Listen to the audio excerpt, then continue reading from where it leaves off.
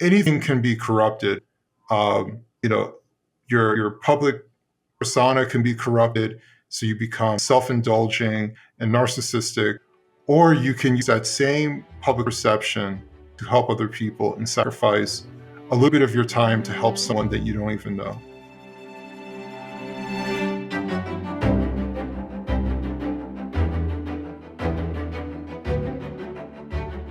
Hello, my name is Will Spencer, and welcome to the Will Spencer Podcast. This is a weekly show featuring in-depth conversations with authors, leaders, and influencers who help us understand our changing world. New episodes release every Friday. My guest this week is Adam Coleman, founder of Wrong Speak Publishing and contributor to the New York Post, Newsweek, and Daily Mail. He's also the author of From Black Victim to Black Victor, identifying the ideologies, behavioral patterns, and cultural norms that encourage a victimhood complex. Despite Wrong Speak's provocative name, Adam is a thoughtful man seeking to humanize our social media discourse. He advocates for more grace in our culture and encourages men to take greater responsibility for their posts. While some might say this approach is doomed when it's easier to attack those we disagree with online, Adam's massive Twitter following says otherwise, and through his publishing company, he's meeting a need by speaking peace without compromising the truth.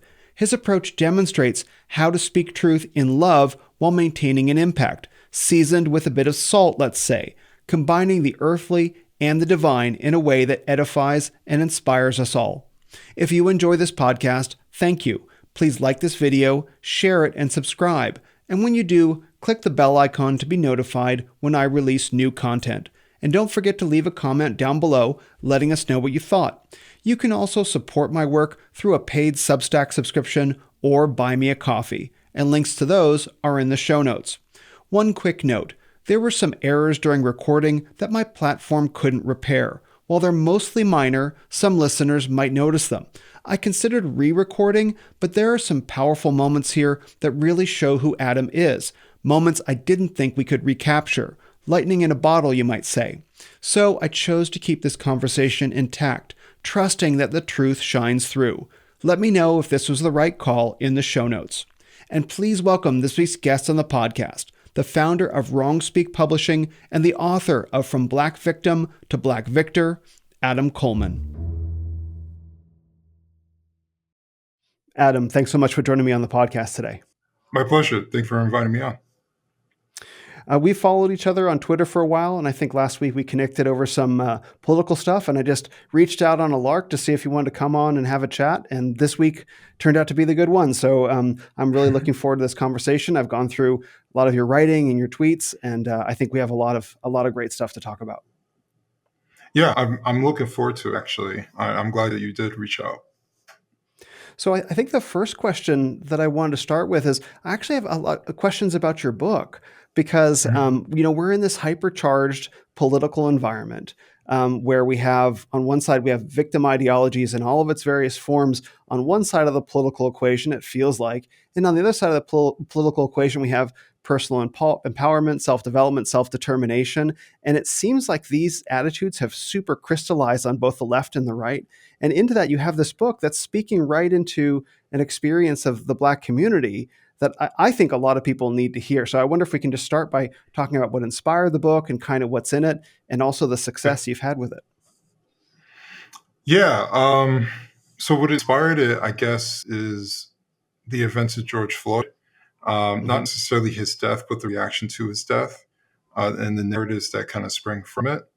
And it was one of the first times where it felt like I wasn't allowed to express myself, rather than me choosing not to express myself. The book became what's the best word I'm looking for? I guess it became a byproduct of finally finding my voice. I initially went on to different free speech forums to first find out if I'm crazy. Like, am I the only one who sees like this is bullshit? Am I the only one that's trying to make sense of this? And I was able to articulate it well, and I got encouragement from people to write more often because of it. And I remember having an idea of writing a book as like a legacy thing for my son, but I didn't know what to write about. And so I was like, I think this is it. You know, as a matter of fact, one of the people who was encouraging me was a pastor. I believe he was out in Illinois. He was very supportive of my writings, and he encouraged me too. Mhm. Um, and so people understand, at the time, I wouldn't necessarily have. I was just coming out of being agnostic and willing to acknowledge Yeah. that God exists, but I wasn't.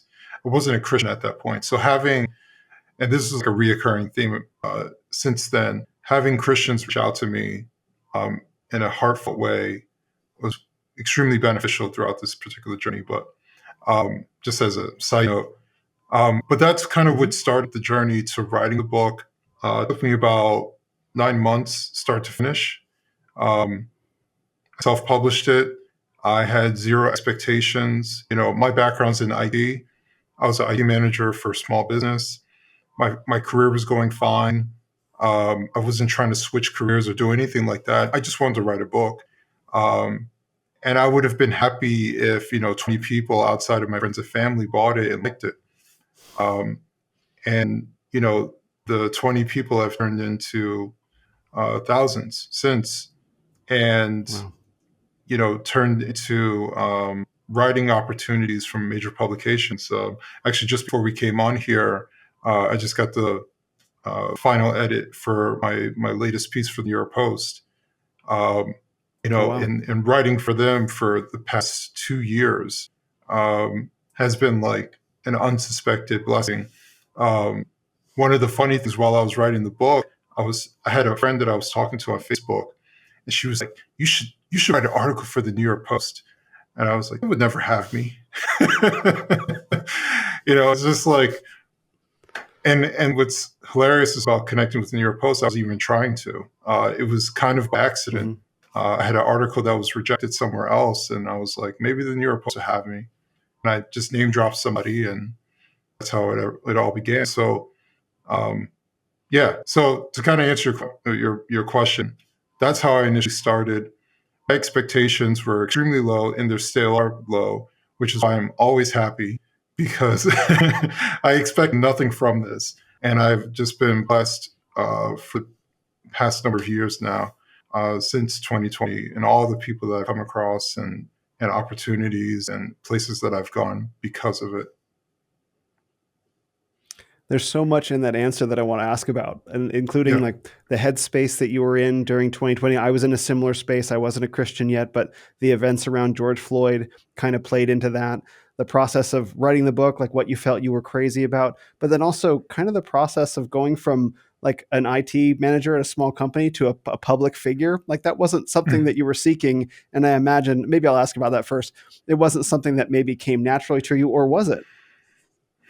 It's very interesting because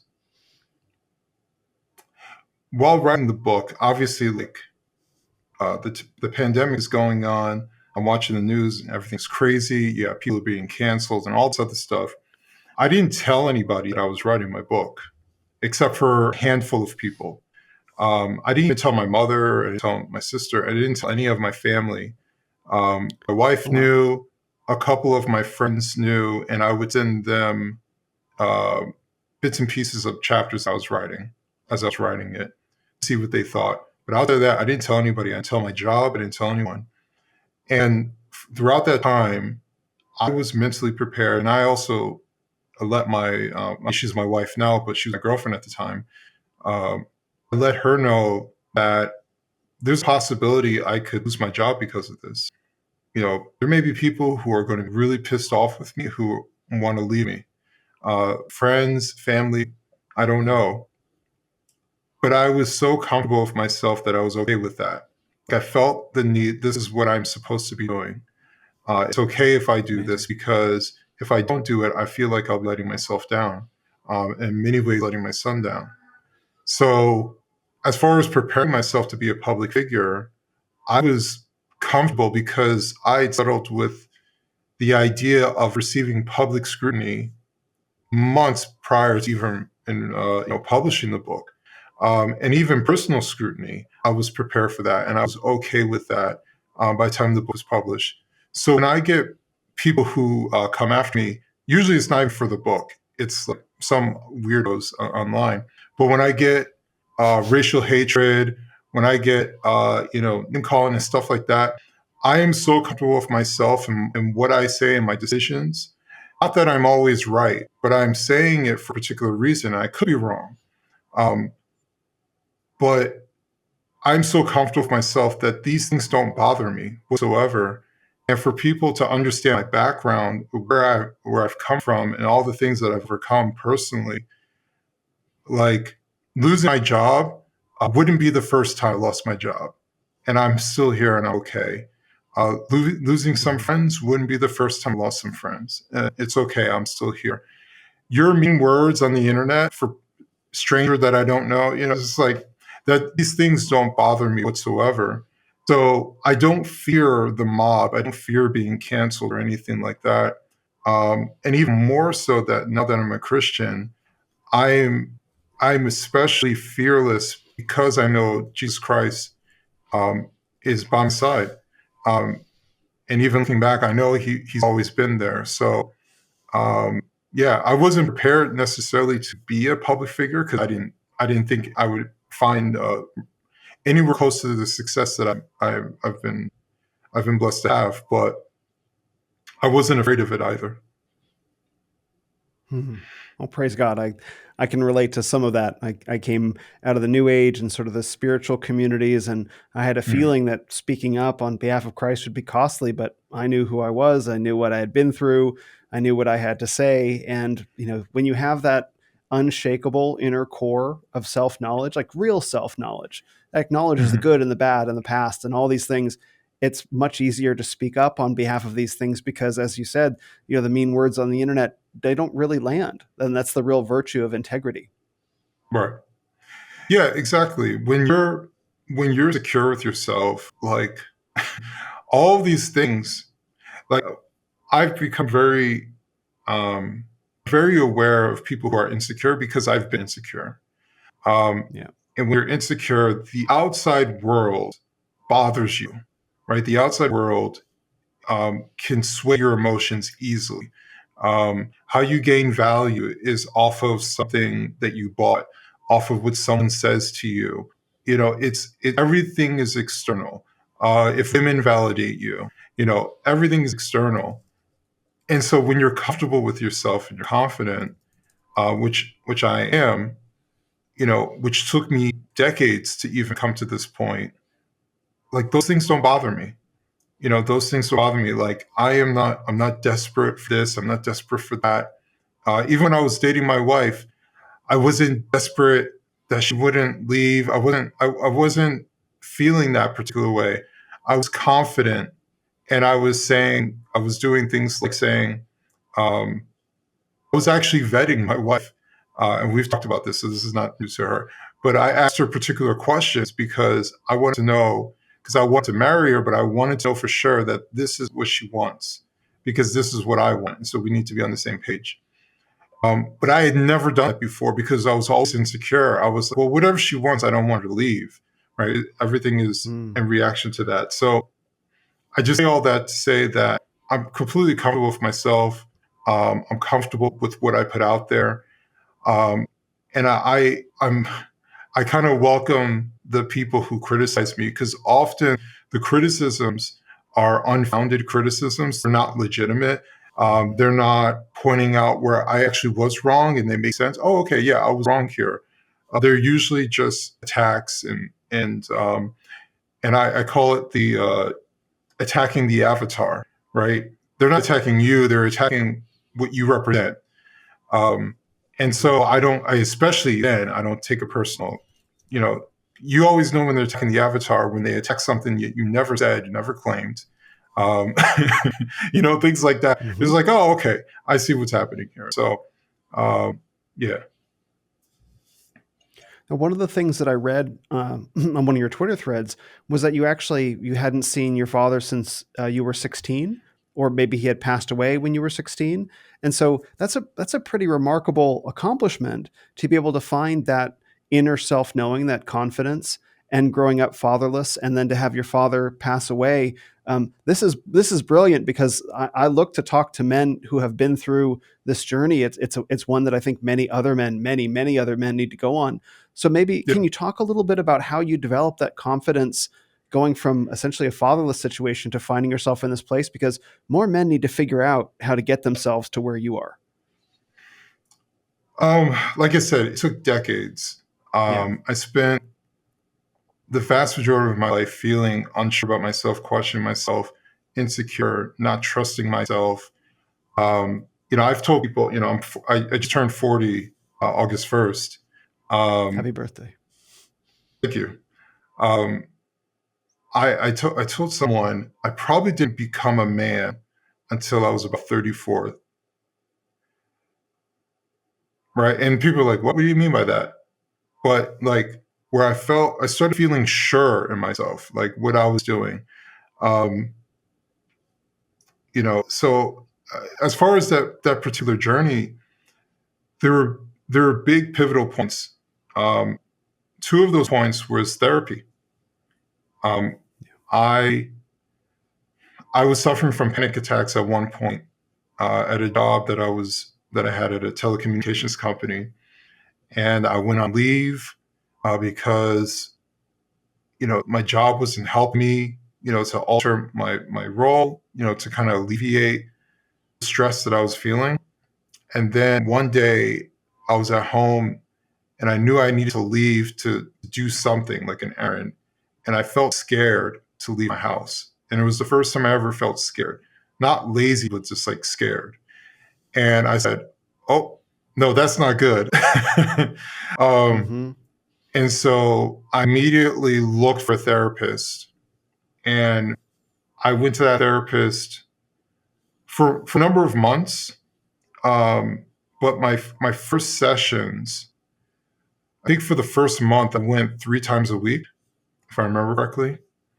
Wow. Because every time I went, because I thought I was going there because of my job, but every time I went, I was going way back in my past for things that were unresolved.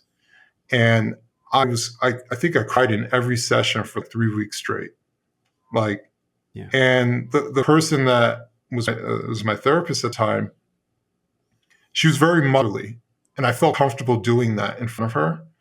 Um, but I needed to go through that. I needed to resolve these things. I needed to not have extreme anger or resentment or anything towards my father. I had some issues with my mother as well, and I had to learn to kind of deal with some of these things as well. So, therapy was a really big step.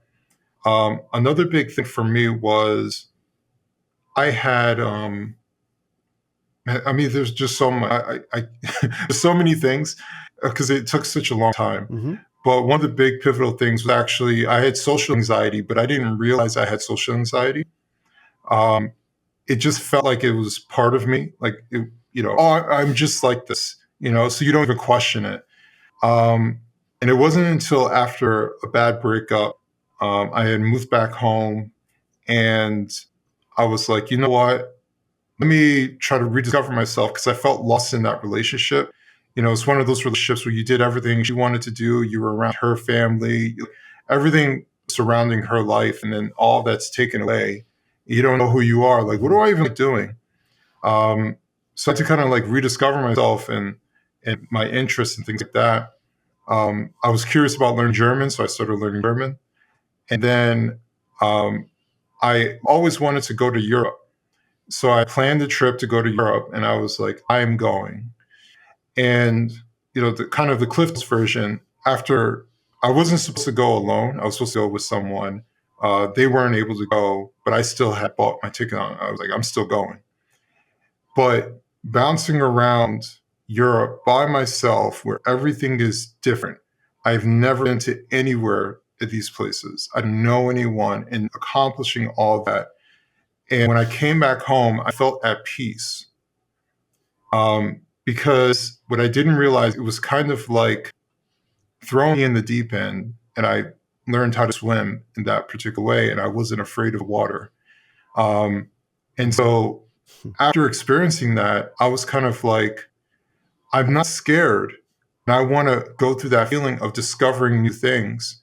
And so I just kept traveling. I kept traveling, and then I'd go to new places, and then I would meet people, and I became friends with people, and then I would go back to the same places. So, like, I've been to Berlin 6, 7 times, made friends with some people there. I've been to Barcelona 3 or 4 times. I can't remember now. That's how many times I've been. I just lose track.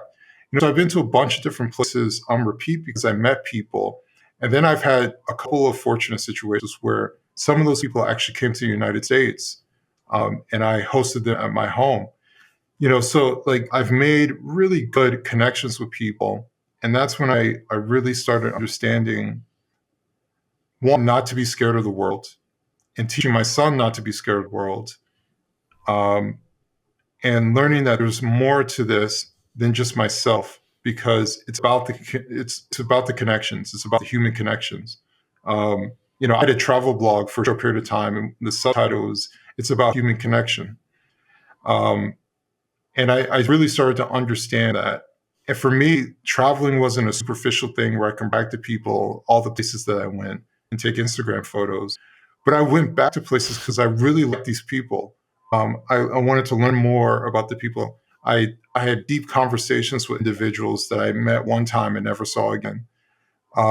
It's so many profound experiences, so many stories just from traveling by myself, that I'm so grateful that I was able to experience. And now I get to share that with my wife, who never traveled before me, in the way, especially in the way that I travel. And she's got to meet my friends. And then obviously doing stuff like this, I have an Italian friend that I met from Twitter after doing all this. And we went to Milan and they showed us around. And then my wife had to go to Milan for work, and they met up, and I'm not even there. And so now we have these Italian friends who are like, yes, please come, show you around. It's the beauty of humanity. And I feel like sometimes we don't cherish that there's so many good people who are out there. And there's so many deep connections that we can develop. And it's enriching to the soul. Amen. Well, I think my listeners will probably understand that in some ways it feels like a little bit like looking into a mirror slightly, because a lot of this is my story as well. Spent, a couple years in therapy, crying every week, grieving essentially, Yeah. which I think is a very natural thing to do for both men and women to grieve, but we have so few places to do it. There's a great book, by Robert Bly called Iron John, which sort of started the men's movement way back in the 80s. And he talks about grief as a doorway to men's deep feeling. And men need space to grieve over our losses. We take losses, or we grow up in an environment where we lose, and we get a chance to grieve that, but there are no spaces for men to do that. So the conversation around men's vulnerability involves showing more emotion, etc.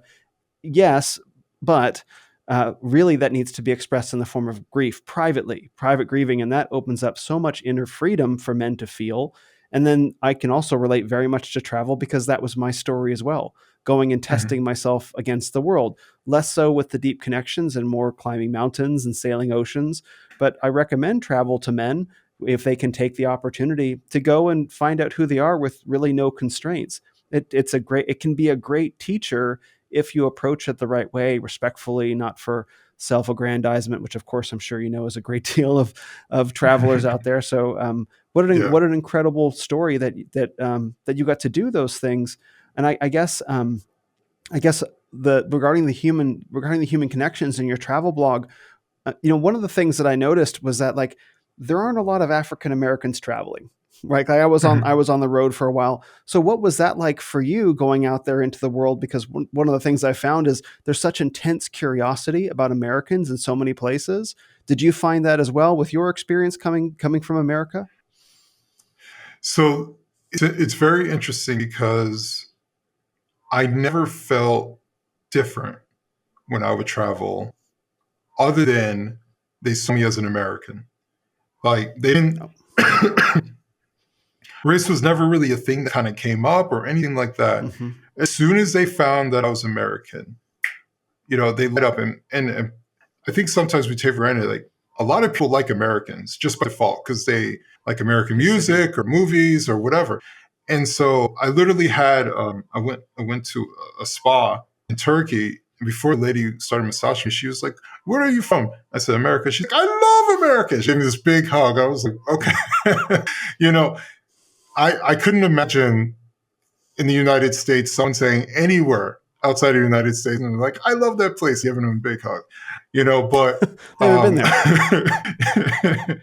But as far as how I felt, honestly, it's the most American I've ever felt traveling abroad. You really see how there's so many things that are cultural that is uniquely American, and our sensibility is uniquely American that we don't realize because we never leave that environment. But once you leave that environment, they're like, people move differently here. People dress differently here. How they approach things is differently here. So it's very interesting. And sometimes, even if you try really hard not to be a fish out of water, you kind of are a fish out of water. Like you just stick out in certain places, especially. But yeah, I mean, I definitely feel very American. When you go to certain places, they might expect you to be rich because you're American. Yep. Other places, they're curious with you. When I was in Germany, it was so hard speaking German to people because they always wanted to speak English to me. They could tell from my accent while speaking German that I'm American. So, or if they see me struggle, they automatically switch to English and just, don't let me suffer through it. So there's just so much that I learned about how people see America. What do they think? I had this one taxi driver. He's like, "Where are you from?" And I said, "America." He's like, "Donald Trump is the worst president." I was like, "What the fuck?" Like, he just went off. And I was just like, "All right." And I just started laughing.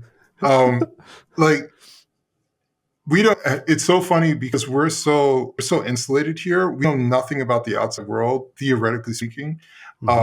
Like for many of us, we don't even know where certain countries are, nevertheless, their political system. But everyone is focused on our politics. And everywhere I went, I would try to have political conversations with people, like good faith political conversations, or if they were curious about American culture, what it's like, and I'll give them my honest perspective about what I felt about this and what I felt about that. And it was very refreshing. It was very refreshing to have these particular experiences and then to learn from them. I remember having tapas with this woman from Australia. We talked about politics for like 2 hours. About American politics, Australian politics, and differences between the two, and how much more fascinating for us it is. Much more fascinating our political system is compared to theirs, and things like that. So it was very eye-opening. But to kind of answer your question, I've never felt more American until I leave United States. It's very obvious that I'm an American. So does that mean, just to make sure I'm clear on the answer, does that mean that you don't feel like an American here, but you feel like an American there, or like you're suddenly aware that from the rest of the world's perspective, we're all just Americans and they don't really distinguish between different types? Okay, beautiful. Yeah. Well, to kind of add to that, in the United States, especially these days, with the race rhetoric and stuff like that, you are pushed to see yourself as a hyphenated American. But when I leave the country, no one says, "Oh, you're a Black American," or "You're an African American," or "You're some sort of hyphen." No, you're an American. Yeah, that's true. Like that. That's it. That's how they see it, and they feel that it's bizarre to see yourself otherwise. Like, no, you're clearly American, and so that's why I for a bit after going back and forth between Europe and the United States, I felt kind of upset that I'm not seen as purely American. I have a hyphen next to my status when I'm here. And that actually kind of bothered me for a bit, but now that's what it is. But I do enjoy being seen, and actually there is a level of status. You understand this. there's a level of status being an American just by default. And I kind of enjoyed that status of just being an American. There's no hyphen or anything like that. That is a special feeling. So when you come back to the United States, do you feel like that you have to put on the hyphen that's the expectation of you? Or do you feel like that's just a cultural thing that's in the water? Because my identity hierarchy is probably similar to yours. Like, I'm a Christian, I'm a man, I'm an American, and then I'm literally everything else, right? Yeah. And so it sounds the same for you, but sometimes people want to force the others' identity hierarchies to be somewhat different from that. Like, no, I'm this first. So do you feel like people force that on you and you just want to be like, I'm just an American? Yeah, especially when I was growing up.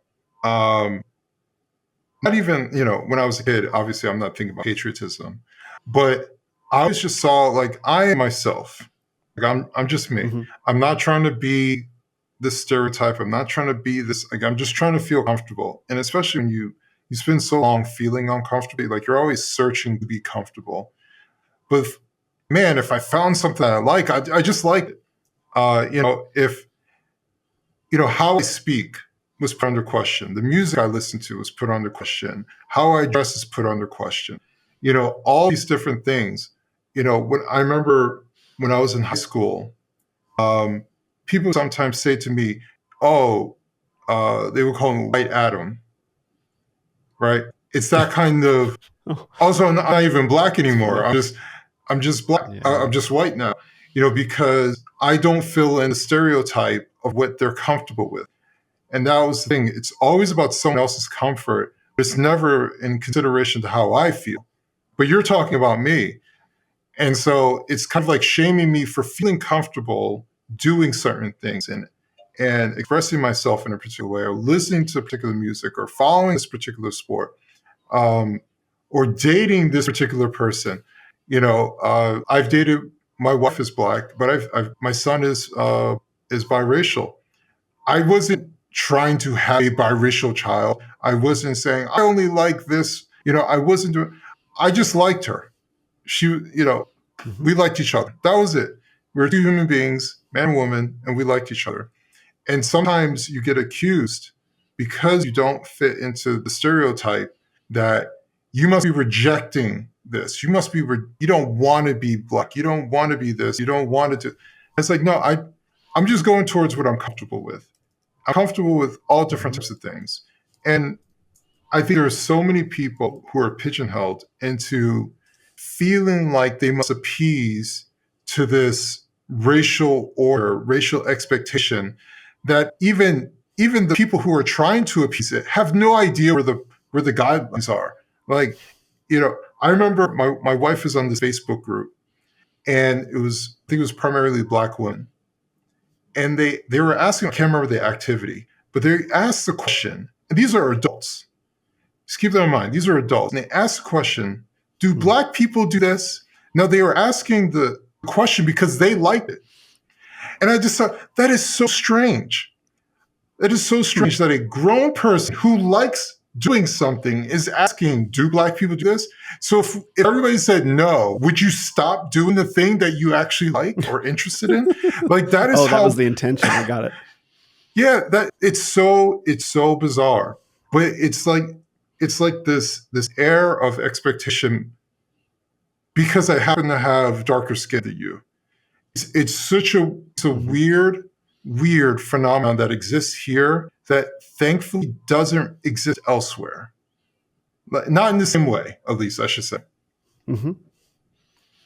So I can relate to this as well in my own way because I grew up Jewish. And so, when I decided that I didn't want to adhere to any of the Jewish cultural stereotypes and became a Christian, no longer Jewish. I mean, we could talk about that, but it's like, okay, I'm leaving this behind, but the expectations are still tugging at me. No, I'm not interested. Like I'm doing this other thing. But then out there in the world, it's like, no, you're Jewish. You're supposed to be like this. Like, no, I'm nothing like that. Right. And so like, it's this strange position where it's like, the people for where we come from have expectations of us. The people where we're going to, let's say, have expectations. Like, no, I'm none of those things. Can you please just relate to me like the person to person?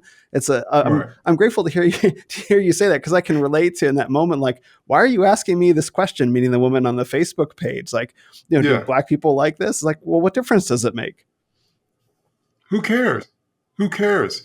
And see, for me, I've always just been, I like people, I understand people. And I don't care if you're white, black, Hispanic, Asian. I don't care if you're young or old. I care about what's your heart. Like, are you a good person? There's so many people that I've met who do not look like me, who are coming from different places, but I understand them. If I could tell a quick story. Please. The first time I went to Istanbul, I went on this boat ride. I forgot the name of the main river that goes through Istanbul. I'll probably butcher it if I try to say it. But I went on this boat ride, and there was a family from Uzbekistan that was there. And I could tell they were friendly. And they were like, kind of came up to, it was me and one other person kind of came up to us, and we interacted with each other, but they couldn't speak English.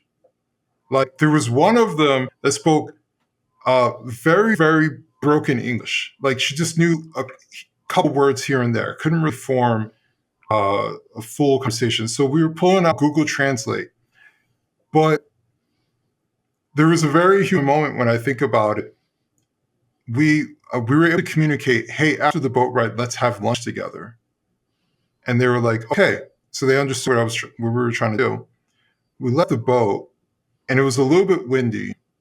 And I could see the mother, because it was a mother, two daughters who were like probably like early 20s. They look like twins. And then there was another daughter who's a little bit older, maybe in her late 20s, early 30s. And then one of the daughters had a baby boy who's probably like, I say baby, but very young, like a toddler. And they're all walking as a family. And I see the mother kind of like going like this, holding herself. And I took off my jacket and I put it on her shoulder. And I don't speak Uzbek. She doesn't speak English, but I could see as a human being, I could tell she's cold. And I'm showing her a nice gesture by putting this on her so she's not as cold. And I'll sacrifice my warmth for her to feel warm for a minute as we walk to this restaurant. And, it's stuff like that where I was like, I'm not trying to appease someone. I'm not trying to, did I give her my coat in the blackest way possible? She's just a human being and who is cold, and I'm willing to sacrifice my warmth so she can feel warm. It's that type of stuff where I think we often lose track of that. Like, especially dealing with politics, we lose track of humanity. Like, people just become like names. They're no longer people with feelings and emotions. They just become names. And so because they're a name, you can just slice apart the name. You can defame the name. You can call it whatever you want. You can make memes of the name. They're not really people who feel anything. And you know what? They should expect to feel this, right? It's that kind of dehumanization that exists that I don't like about my particular space, but obviously it's always existed. I think that's why I was wondering about the transition from being sort of an IT manager at a small company to being a public figure. Is once you start doing that, you cross over into the realm of actually having your name torn apart in public, and it's quite a lot to endure. Like, it's part of the job, and every job has its downsides. And being a public figure, talking about politics or race or all these different things, and whatever the subject is of the day, like, you're going to get torn apart because that's the arena.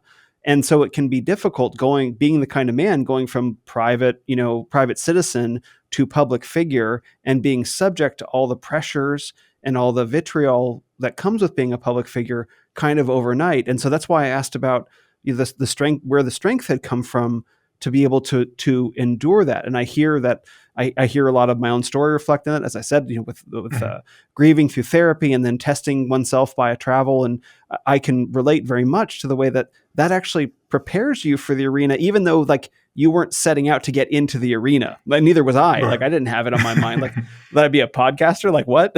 Right. So I honor you for your story. I mean, it's incredible that you can bring that presence and that sense of, I guess, adventure and experimentation because especially with our hypercharged, divided America, we as Americans have trouble seeing ourselves. And by Mhm. popping out to these other countries and seeing how they see us and almost forgetting ourselves in a way, when I've come back to America, it gave me a whole different perspective on my own country to be able to say, hey, here are some things I've learned that maybe can help heal the situation. Maybe you can relate to that. Yeah, absolutely. I think because I remember you had traveled to India a number Yeah. of times, correct? Okay. One time, but for a So long time. run for a long time. That's right. Um, so I would imagine I've never been to India, um, but I would imagine going to a place like that and coming back home makes you more grateful of the things that you have because you're seeing people Mm-hmm. who don't have, like, it's just basic necessities. Excuse me. I've been to Jamaica, um, but we didn't stay at a resort. So I got to see real Jamaica. Granted, we didn't go to Kingston, which is Yeah. very dangerous, especially for someone who's not from there. But we went to Montego Bay, and I got to see what it's like for children to beg. I got to see a little bit of desperation. I got to see markets that have dirt floors. I got to see that stuff. Cars that are barely running on the driving around. So I got to see those things. Cops walking around with shotguns, which kind of blew my Wow. mind. So I got to see all those different things and then come back home, and it made me more grateful. As far as the things that I have, even like the basics of what I have, because I saw so many who didn't have these things. It's not to say that having these things means that your life is so much better, but you can see the benefit and the utility of having these things. How there's so many people who strive just to have the basics of what we have.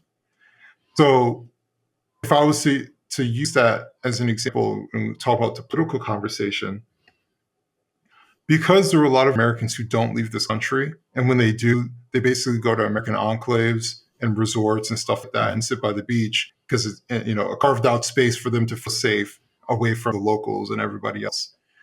So because they Yeah. don't actually see people being desperate, people wanting and yearning things, I don't think they fully understand why so many people are trying to come to America.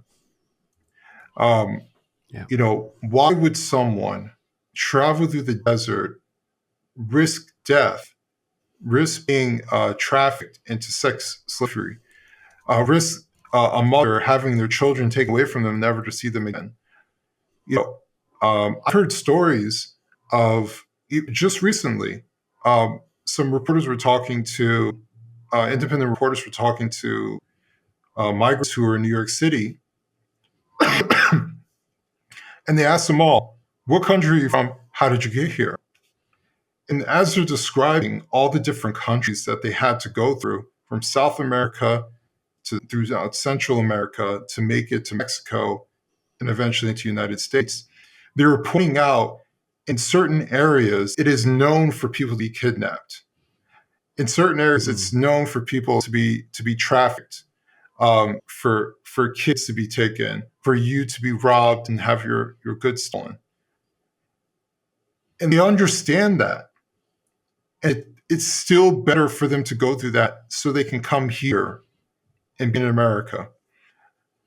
And that should tell you something that, like, for me, when I hear these stories, and I've talked to people who are legal migrants, immigrants who come to this country.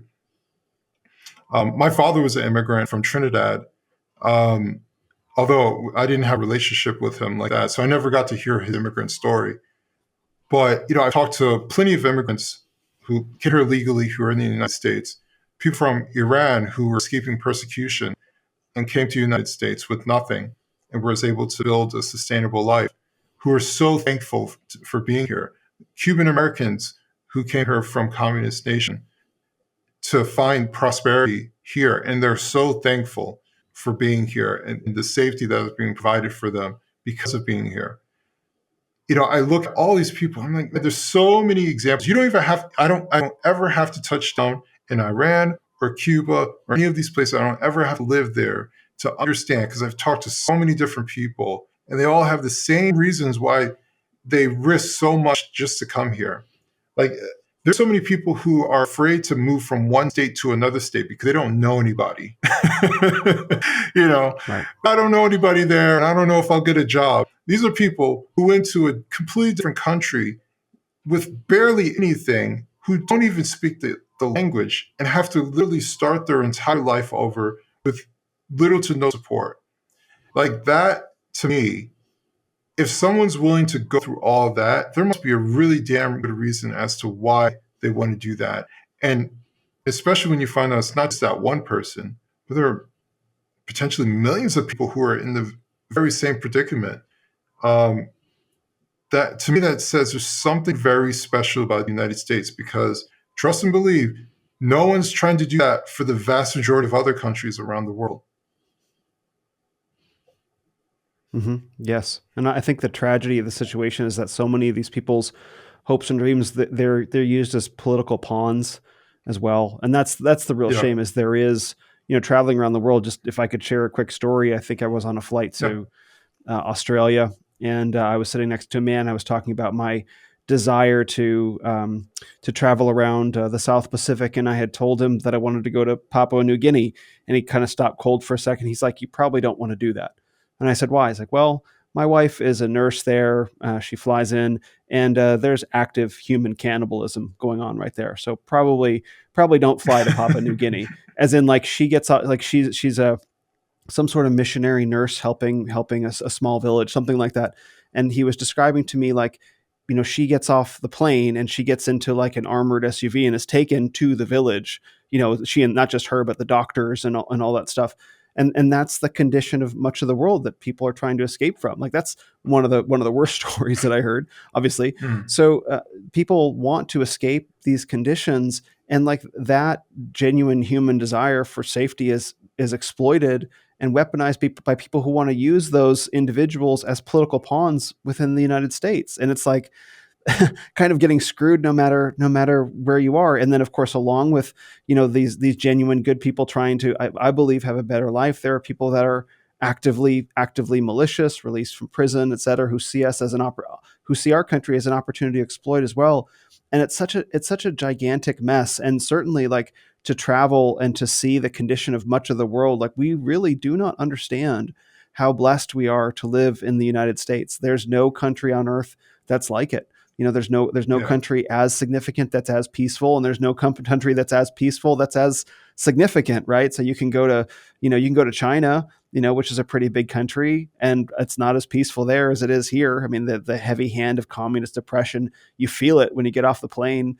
When I left China, I flew from Shanghai to Taiwan. I exited the airport at Taiwan and instinctively went, because the weight of communist China finally fell off. I didn't even notice I was feeling it. And so, but because, as you say so rightfully, Americans don't travel, and so they don't have the ability to reflect on the blessings of this country, and as a result, they don't know how to manage sharing it and not sharing it. So some are motivated to kind of like withhold it entirely, and some are motivated to just give it away freely. It's because neither really knows how to value what we have here, because they've never seen it from the outside. Yeah. If I can slightly pivot, because you made me think about something. Please. It reminds me of people who grew up always surrounded by Christianity, always going to church, and some of them not understanding the perspective of someone who's born again, and understanding the daunting task of recognizing where you were wrong, where you sinned, and you weren't living right, or whatever your circumstance was, and to acknowledge that and repent for that. So, and to do that in a deep way, to now come with Christ in humility. Like, I don't think a lot of people understand that, who've always they've always been in Christ, and it's culturally theirs, and always gone to church, and they've always been theoretically in the straight and narrow, never deviated. And that's what it makes me think of. And I see people like Russell Brand. We'll just use him as an example. We know his history of debauchery, of getting into all these different things, of being confused and drugs and all this, and for him to come to Christ. And then for people to be like, well, and try to downplay the significance of what he was able to accomplish.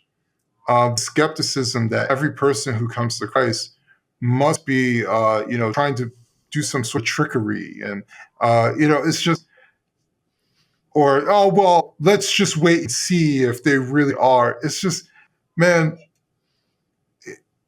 there's such a daft of humility surrounding faith, and genuine trying to have empathy and understanding for people. You know what? If Russell Brand slips up and has a drug binge, well, you should understand, empathize with him, and pray for him and hope that he comes back and he stops his ways. But like, it doesn't mean that you're automatically perfect. And just because you want to pretend that you're perfect your entire life doesn't mean that is actually true. It doesn't mean that someone else who has slipped and fallen and struggling is somehow worse than you. And I think that's what really bothers me. It's the idea that this person who has always been on the straight and narrow is somehow better than me because they've always been on the straight and narrow. And it's like, no, because from my perspective, I thought that was the whole point. The whole point is that you might think you're on straight and narrow, but you're a sinner, and so am I. We're on the same plane. And we both have our struggles with something. That is the whole point of all this.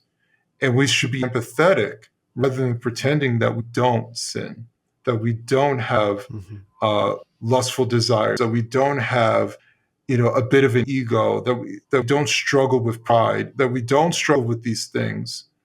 Yeah, we all got different things that are going on in our lives. So I sorry to kind of deviate, but when you said that, that's like the thing that really came to my mind. I think there's a really, really big lack of empathy that especially exists in the conservative world, and especially like conservative politics, which always tries to use Christianity as a measuring stick for policy, when the reality is like the Republican Party is a political party, it's not church. And when these same political figures, and by the way, it's a little bit of a rant, these same political figures who want to wag their finger and be outraged because there are a whole bunch of rappers who are at the Super Bowl, and oh my God, this degenerate music, are the same ones who are saying, I like Andrew Tate. Oh, you mean the pornographer, the guy who's being accused of trafficking? Like, oh, that guy? Oh, okay. All right, cool. Right. It's just, thanks for the double standard. Right. It's just this, it's so blatantly obvious. It's not even an attempt to be consistent. And so that's where I'm like, I can't stand, obviously we're all hypocrites to some degree. And I just try not to be as much as possible. Man, there's some people who are just so overtly not even trying. It's just whatever is beneficial at the time. They just say and do these things because, well, this person's different because they're on my team, or this person's different because the people I hate him, so they're now my friend, even though they're clearly an immoral individual. So it's all of that. So yeah. No, I totally understand. Like there's, I think the thing that I would say that I see similar between the conversation about coming to America and coming to Christ is people who have a good thing not knowing how to properly onboard people who want to be a part of it, right? Whether it be like, yeah, come in, I have plenty to go around, or that no, you can't have any of this, right? Like hard walls versus like thrown open barn doors. And I think part of that might have to do with like, well, we have this good thing, and maybe it has to do around with this 20th, 21st century conversation around the word privilege, right? Like we like this privilege comes bundled with this notion of like guilt and shame. Like, okay, I have this thing and like I should feel bad because I have it and they don't, right? It's communist, Marxist. And so if you're operating in that paradigm, it's like, oh, I have this unearned privilege. Well, then the response could be like, I better give it away, right? And then some people are going to say that, like, no, stop giving that away. You have to make people earn it. Like, let's shut it down, right? And so I think we're so maybe infected by this Marxist thinking that we don't know how to say, like, okay, I have a good thing, but I want to make sure that before I share it with you, that we have some understanding first, right? And I think churches, the churches can have better or worse onboarding processes. Some churches have membership classes where they actually vet you and ask you questions because they want to protect a good thing that they have. It's not that they say, no, you can't be a part of this, right? You actually go through a process. And I think we used to have that in America as well, when we used to understand this is a good thing, we have to protect it. But in the past, I don't know, 20, 30, 40 years, it's just been, I feel like in Christianity also, the doors have been thrown open, like seeker sensitive, I think is what they called that. Like, yeah, just come in, hang out, as if, there isn't requirements to get into heaven, as if there aren't requirements in the Bible to take communion. And so I think what everyone's responding to, and in some cases reacting to, is this over generosity that has drained the reserves of both the United States and perhaps also Christendom. And so what do we do when we're inheriting this situation? I don't actually know, but I know what you mean about like facing skepticism, being Christian, or facing judgment. Like, you don't know what it's like out there. I'm just coming in the door looking for safety. I can very much understand, and also taking for granted what they have. Like, you grew up, in the church, and it's like, and here's this incredible blessing that was given to you from birth.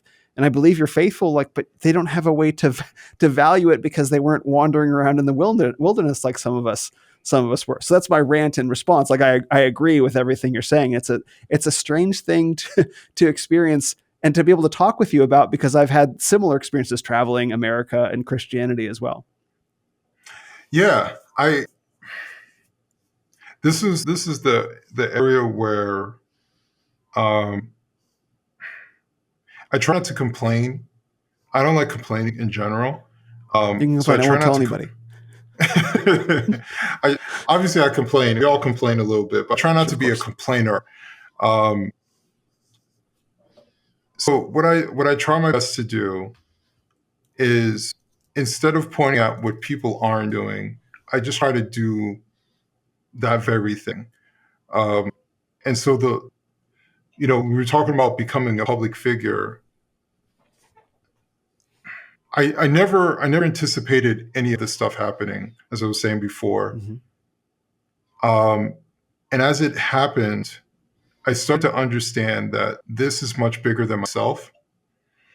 And Amen. Even as I was coming closer to God, I understood that what I'm doing is much bigger than myself, and how I can impact people can be both. It can be one or the other. It can be positive or it can be negative. I can do a bunch of clickbait stuff and make people upset, or I can give people to think about and be thankful and give them something generally positive after reading something that I write. So I chose to go the positive route because that's my nature. Like, I want to help people. Excuse me. I should drink more water. Not allowed. Not allowed. No, in general, I want to help people, and I want them to do better at their lives. And what I realized is my little bit of notoriety that I have has been an opportunity to touch people in a very particular light, in a very particular way that maybe other people aren't attempting to do. Excuse me. If I can give a quick story, and please. I tell this story, obviously when I tell these stories, it's not to brag, it's not to talk about, look, I'm better than anybody else. I feel very fortunate, to Amen. be in a position to help somebody like this. But I sent a tweet about being lonely. It was something in that nature, being lonely or being maybe even being agoraphobic. At that moment that I felt, agoraphobia. I was just scared to leave my house for the first time. And I talked about that, and someone sent a tweet that said, "I'm going through that right now." And when I read that, I was like, that sounds like a call for help. And so we immediately went to private message, and I started talking to him, and I said, "Can you talk on the phone?" He said, "Actually, I cut off my cell phone. Like he hasn't been communicating with the outside world other than Twitter, and he had barely used that."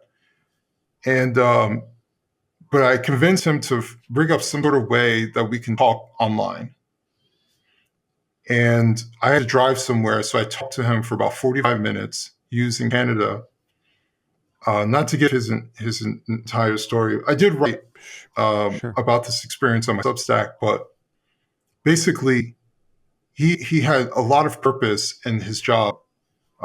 He worked in a hospital, and it was taken away from him, and he felt like they took his purpose, like he had nothing else, and it was so detrimental to him that he was moments away from killing himself.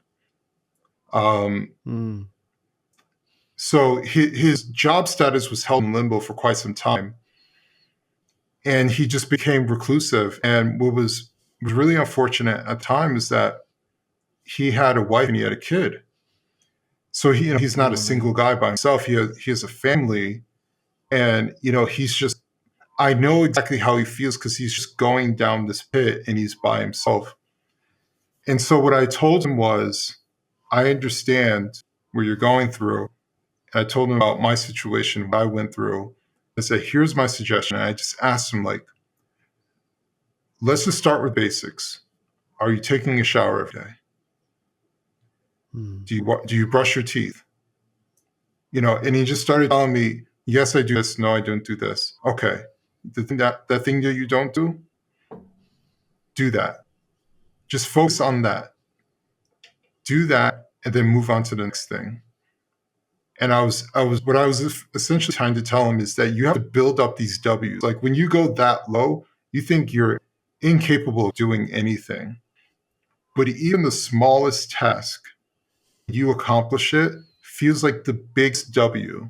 And for someone who's never been that low, like if I told them to make sure that they take out the trash every day, you're like, what's the big deal? I do that all the time. Yeah, but this person barely cleans up after themselves, nevertheless takes out the trash. Like they're so low that they're not able to do anything. They're unmotivated because they don't think that they can do anything, even something as simple as take out the trash. And when you convince them to believe enough that they can do just that one task of taking out the trash, then that's a W for them. And then they'll move on to the next task and the next task. So we had that one conversation. I would check on him, like, every few months. On Twitter, you can leave a pinned, DM spot. So I never forgot. So he never got lost in my DMs. And I would occasionally reach out to him and ask how he's doing. He would say he's doing better. About a year later, I think it was about a year later, he sent me a message. He said, "Hey, I just wanted to let you know I'm back at work. I'm in a different department. I really like what I'm doing now. I want to thank you because that conversation really helped me." And you were one of the first few people who actually I even talked to. Like he had cut off his family. Like he wasn't talking to anybody except for people that lived with him. And he wanted to thank me for that. I didn't want anything from him. I wasn't even going to talk about it. And I didn't talk about it until he sent me that message because I wanted to use that as an example. Like if you see someone struggling, like don't leave them floundering. And I could have very easily just scrolled right past it, but I saw it. And I feel like I was supposed to see that. I'm sure he follows thousands of people and he could have never seen my tweet, but he did see my tweet, and that prompted him to say something. Something in him told him to say something, and started that connection where I was able to help him, and me helping him, or not even just helping him, just talking to him. Like when you're so low that someone talks to you and relates to you and understands where you're coming from is such a big deal, because when you're in that space, you feel so alone. You feel like you're by yourself, and that's what sinks you even deeper. And so, for me to be in a public figure in this particular space where I can positively affect someone, I feel so thankful that God gave me this this privilege to be in. Yeah. It really is a blessing. Thank you for that, by the way. It really is a blessing to be given, by God, these platforms, right? And to recognize, like, no, this is a gift to have been given this international microphone, the sort of thing that has never existed before in human history. Like, Yeah. And then the question becomes, like, what are you going to do with it? You, me, anyone? Like, what are we going to do with this? Right? Is it going to be an outlet for our fleshly desires, for to express our, we'll say, passions? I don't mean that in a romantic sense. I mean it in the fleshly sense. Or is it going to be a tool for good? Is it going to be a tool for conflict? And it's a real test. And I think a lot of people aspire to having that level of influence.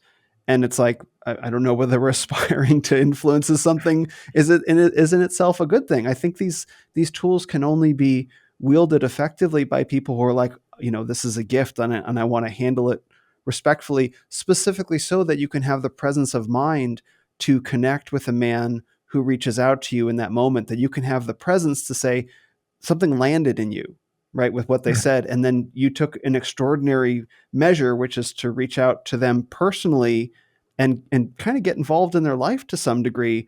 Like that's the sort of thing that I think you can probably only do if you have a sensitivity to the gift that's been given. Because if it's just all about you, then you're just going to steamroll over the thousands of people who are following you. But if it's about something bigger than yourself, bigger than ourselves, like we can be sensitive to the people who are in front of us.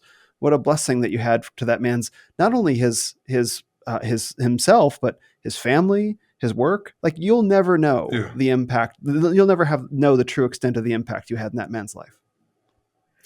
Yeah. Even with me talking about my journey in faith, someone had sent me a message privately.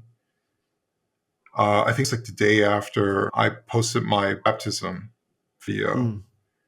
And they said, hey, I've been struggling coming to where you're at. I want to, but I've been struggling coming to that point. And I said, can you talk on the phone? So I gave them my number to call me. They called me, and I talked to them for about an hour. Wow. And I just told them, like, here's where I started. Here are the arguments that made sense to me.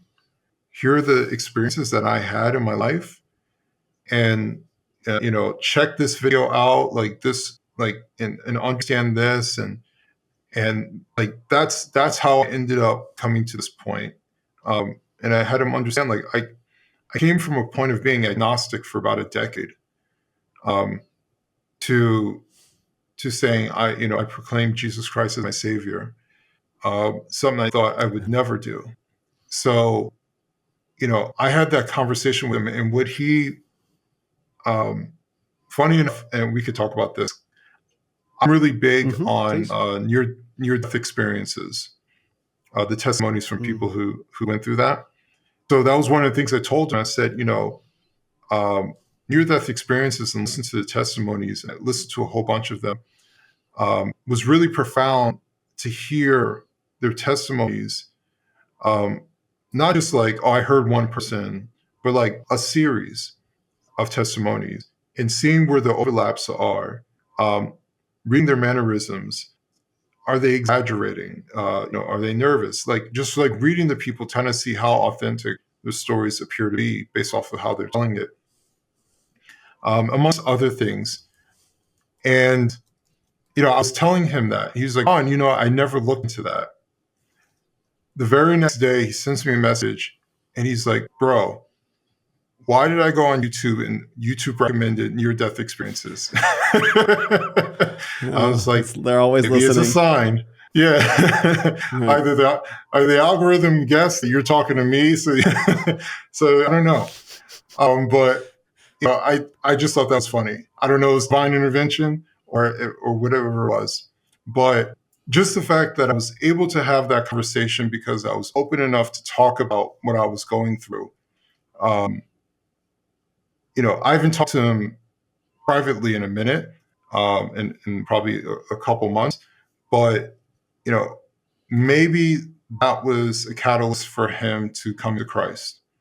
And so I just try to think about that. And that's just one person who reached out to me who wasn't even sure if I would respond to him. Who knows how many people have seen my videos, have read my story, has thought about what I said about coming to Christ, and that actually brings them closer to Christ, who's seen my journey. Even someone like Russell Brand. How many people does Russell Brand have connection to from a distance who listen to what he says and listens to his arguments and why he came to the conclusion that he's able to help bring closer to Christ? So, I mean, anything can be corrupted. Your public persona can be corrupted, so you become self-indulging and narcissistic, or you can use that same public perception to help other people and sacrifice a little bit of your time to help someone that you don't even know. Mm-hmm. Mm-hmm. Amen. Amen. So when you were coming to faith, which I gather was happening 2020 around the George Floyd kind of things, what were some of the arguments that persuaded you out of agnosticism? So writing the book, so for people who haven't read the book, there's a lot of storytelling. I tell a lot of personal stories and like lessons from stories. And when you do stuff like that, you become very retrospective.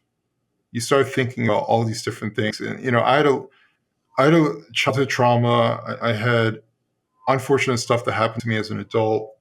But I started thinking about those moments where things weren't good, but something happened to keep it from being worse.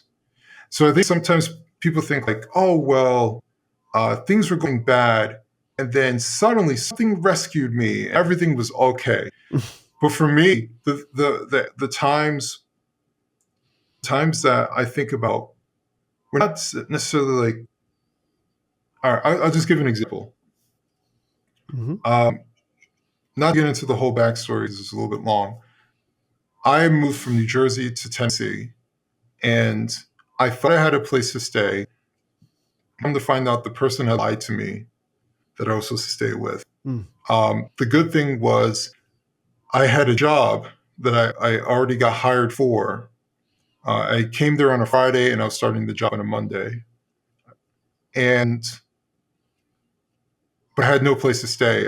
There was a guy I happened to know in Alabama. He let me stay at his place for the weekend. But Monday came around and I had nowhere to stay. I went to work and my new boss obviously knew that I was coming from New Jersey. He's like, so how's everything going? And my instinct is always like, oh, it's fine because it's my problem. I got to deal with it. But I told him the truth.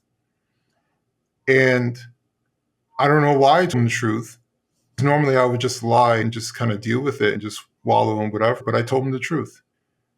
And a couple hours later, he pulled me to the side and he said, hey, the supervisors and myself are pulling our money together to put you in a hotel room so you have enough money to get your own place.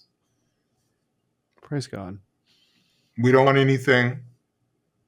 And let me tell you, you want to motivate someone to work really hard? I was like, man, yeah. I will. They're like, can you work over? I will do whatever overtime you want. Like, I didn't care. That's right. I will do whatever. I was a model employee the entire time I was there because I was just so thankful that they did that. And they did that for I want to say almost a month and a half. We had these weekly hotels that were relatively cheap in Nashville at the time. But they pulled their money together, put me in these hotels. I had gotten a few checks at that point, and I got a one-bedroom apartment for $500. It was really cheap at the time. It was $500 a month, no deposit. So I was finally able to get in there. I had no furniture, uh, but I was in shelter. Yeah, yeah. But so I think about moments like that. They didn't give me money to get in an apartment. They gave me money so I just had enough shelter, right? And I was able to earn money along the way so I could feed myself. And they helped me with the shelter. So they didn't completely rescue me, but they did something on the goodness of their heart, and they didn't even know me. That's the other part. It's not like I've been there for years and like Adam's on hard times. They didn't know me. I was quite literally a stranger. It was the first day they even knew I existed in person. And so, I think about stuff like that and what prompted these people to help me like that, because they didn't have to. Especially, it'd be one thing if that manager on the side said, I'm going to help you. But they all pulled their money together and wanted to sacrifice to help me. And they didn't know me. And I know some of them were Christians. And so I just think about stuff like that. What prompts people to go above and beyond for someone they don't even know? So it's moments like that when I was being retrospective about life that I was like, something's there. I had an experience with the Holy Ghost. I didn't know it was the Holy Ghost at the time. I just knew the feeling that I experienced. Without getting too long into it, my great, I'm sorry, my grand aunt, my grandfather's sister, she was like my grandmother to me. My actual grandmother had died when I was very young. She passed away. I saw her because she had left hospice and she was in terrible condition. And I saw her and she was in a lot of pain. I left that night. The next morning, I got a call that she had passed away. And I was very distraught. It was probably the saddest I've been about someone that I lost. And I'm in New Jersey and they were in Massachusetts. The family asked me to be a pallbearer. And I said yes. So I went to the funeral. I'm trying to keep together because I don't like crying in front of people, but I'm trying to keep it together. And I'm kind of like to the point where I'm thinking to myself, after this is over, I'm just gonna go home to my place because I don't want to be around anybody. And I make it to the gravesite. I get out of the car, and actually my cousin's pastor was reading something, and then got cued to come over to lift the casket. And in my head, I'm thinking, oh man, it's going to be floodgates now, man. And I put my hand on the casket and I felt this overwhelming sense that she's okay. Like it's just, and I said, what the F was that? From that moment, for the entire time I was there, I did not cry anymore. Like I knew in my soul that she was fine. Now I'm crying. But yeah, I knew that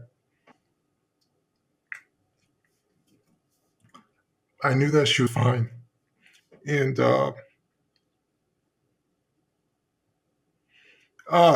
that's why I try not to tell the story. it's okay. Take your time.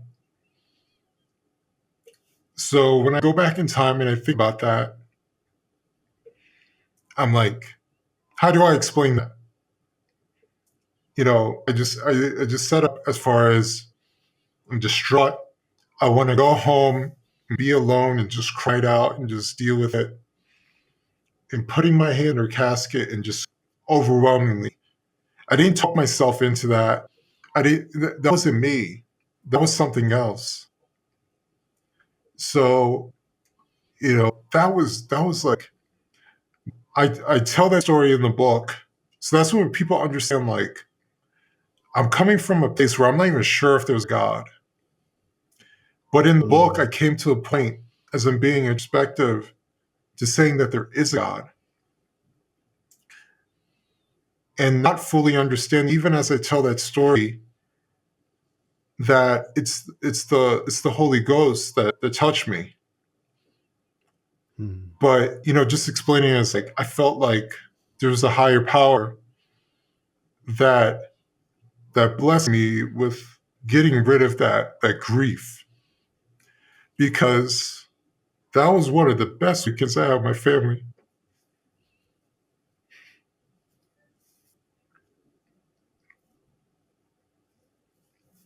Um,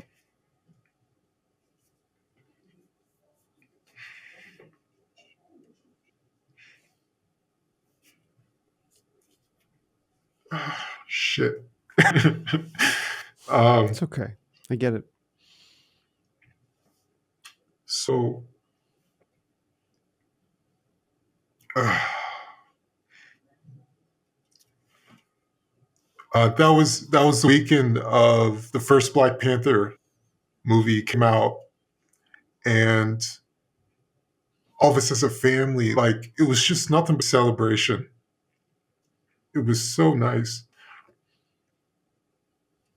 And if I didn't have that happen,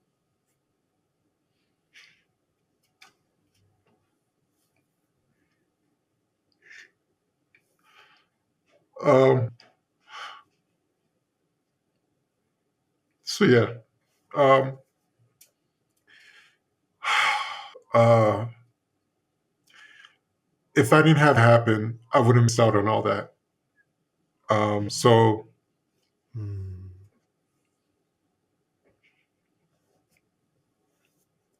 yeah, there's so much more.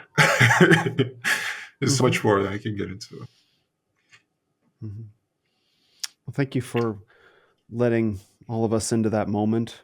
I can feel the impact that it had on you, and I can imagine coming from an agnostic framework, to put your hand on the casket and suddenly feel this sense of peace, and essentially what you're feeling is she's in a better place, she's okay, and you're being confronted in a very real, visceral, emotional, felt sense way about the reality of eternity in a way that you didn't expect. You expected to be grieving her loss, but instead it was almost maybe somewhere in there you felt a sense of celebration. Like this wasn't something to be sad about. This was something to be happy about. And then you got to Yeah, enjoy. Amazing. and that's where, like, the near death experience testimonies were, like, really profound, that I started getting into in the past, was it 6 or so months, 6 to 8 months, just, like, especially since the beginning of this year, was the how people explained how Christ how Christ wiped away all of their grief, all their insecurities, how the afterlife removed all of the earthly pain, the insecurities, the jealousy, all that stuff, the worry, all of that was gone. Um, People who had stories of being healed, and these are people. And so people understand, these are people who are clinically dead. So that these aren't. I had a dream and I woke up. These are people who are clinically dead, sometimes for minutes, sometimes for hours, um, who come back and have such a profound experience. But a story that there's common stories that happen where Christ, either Jesus himself or God, wipes away their grief. People who go into the afterlife who are grieving the loss of something, the loss of someone. especially. And before they go back, he wipes away their grief. And like that type of stuff is like, man, it's so profound. Um, and the more I understand about Jesus Christ, that's really profound for me is um, he's the only God that has suffered in human form. And so he's the most relatable and he understands, you know? And that's why I get frustrated with the lack of understanding what people are going through, the lack of empathy. And it's like we were talking about the born again situation. I said, man, there's so many people, like former drug addicts, like Russell Brand, former drug addict, just all these people who are just suffered. And, it reminds me of in the Bible why they were questioning why Jesus Christ is around, the prostitutes, tax collectors and all these people. And he says, they need me more. Right? He didn't remove himself from them. He came close to them. He understands. He understands how difficult this life is. Which is why he says, I'm probably going to butcher it, but like to put on all your anxiety onto him, all your burdens onto him. And so when I hear these stories of them having that experience of seeing Jesus Christ and he taking the burden off of them and onto himself so they can come back to this earth and move forward with the rest of their purpose of being here. Listen, someone could be lying. Anybody can be lying. But I have a hard time believing that thousands upon thousands of people who tell their testimonies, who have nothing to gain from it, most of these people, very rarely are any of these people writing books about their experience or anything like that. And even if they did, it doesn't mean they're lying. Most of them are hesitant to even talk about their stories. And not all of them are stories of going to heaven and seeing Christ. Many of them are experiencing what it's like going to hell and coming back. And even those stories are profound because for many of them, as they're falling in this pit of darkness, it's the blackest black that they've ever seen, where they can't see their hand in front of their face. It's so black. And they are able to call out Jesus' name, and light opens, and he pulls them out of the pit. It's that kind of profound understanding. And so when people hear these stories, these aren't dreams, these aren't nightmares. These are circumstances of people who are actually dead, where people can't explain how this person is still alive, where they come back and they're healed.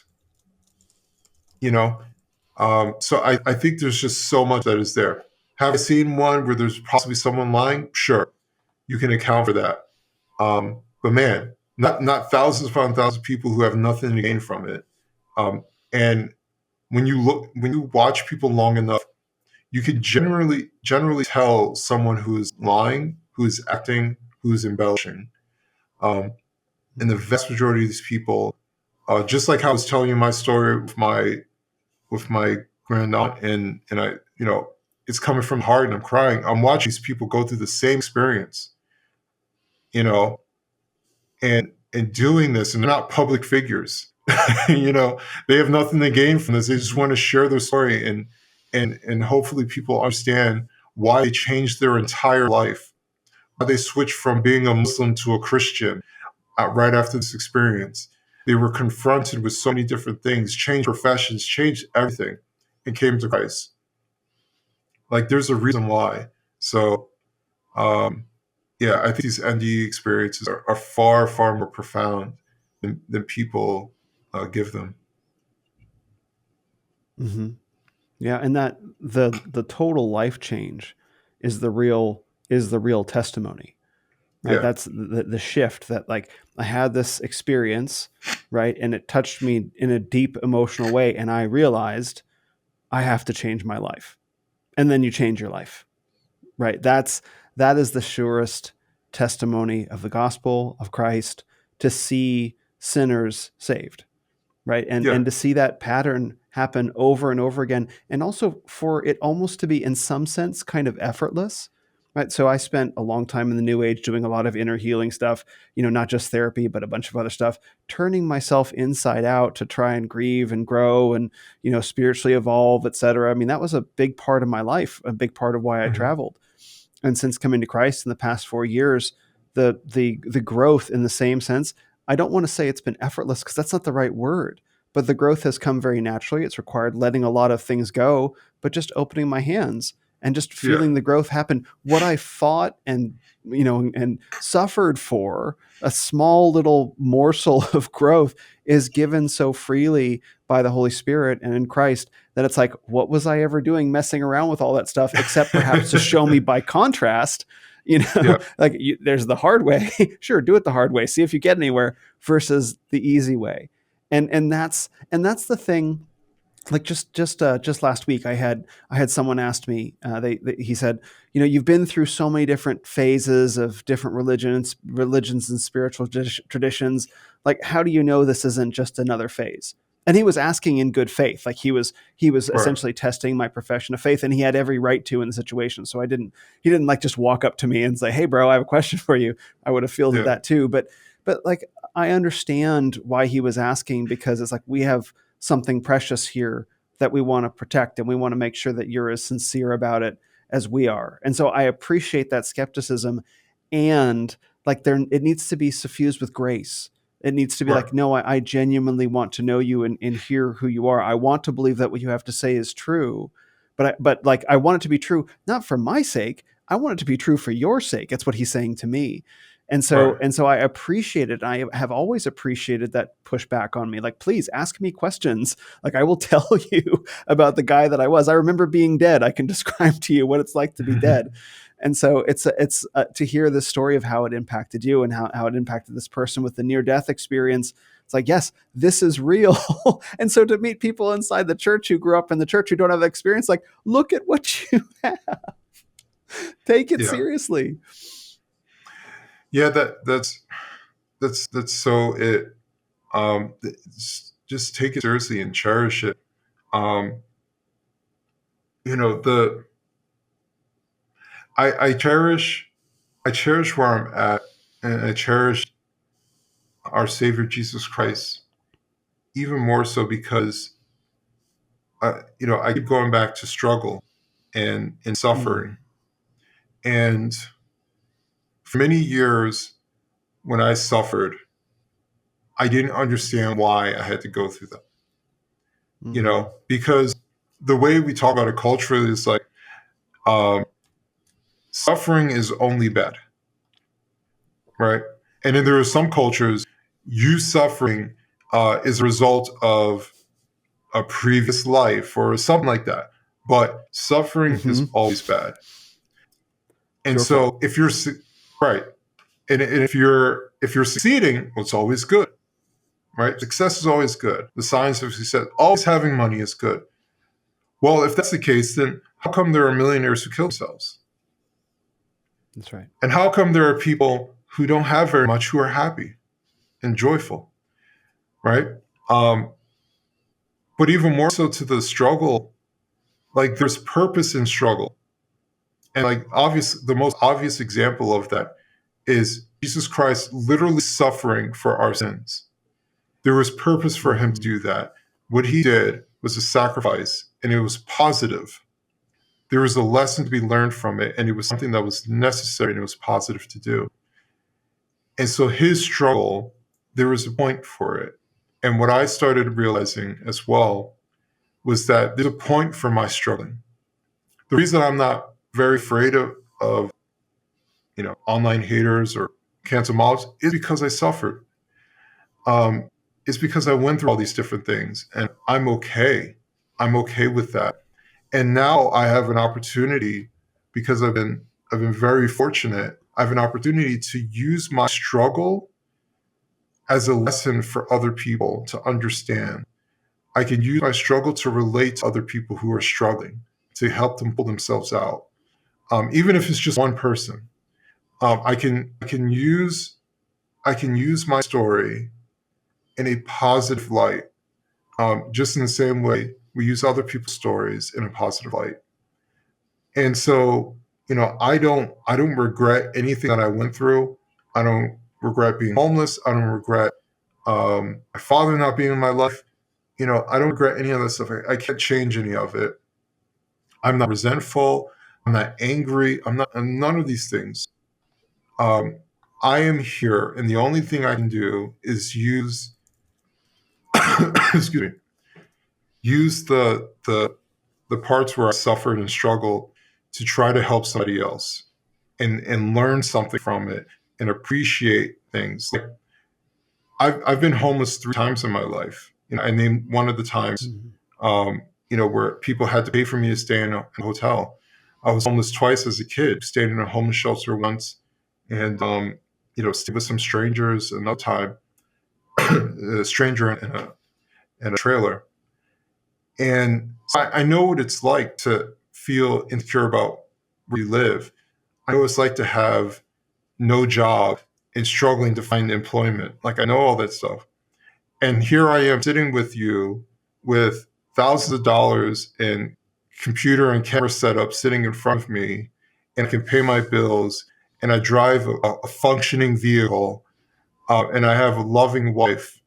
So I went through all those things to really appreciate. Obviously, I didn't have to go through all that to appreciate stuff, but it just adds to another level where I can't take things for granted. I just can't. It's why I have a hard time setting high expectations for this and that. It's like, man, the lows that I've come from, like, I'm just so happy to be here, right? I'm just doing the best that I can to go as far as I possibly can. But I know that there's going to be a cap, and there's going to be a moment where I have to do something else.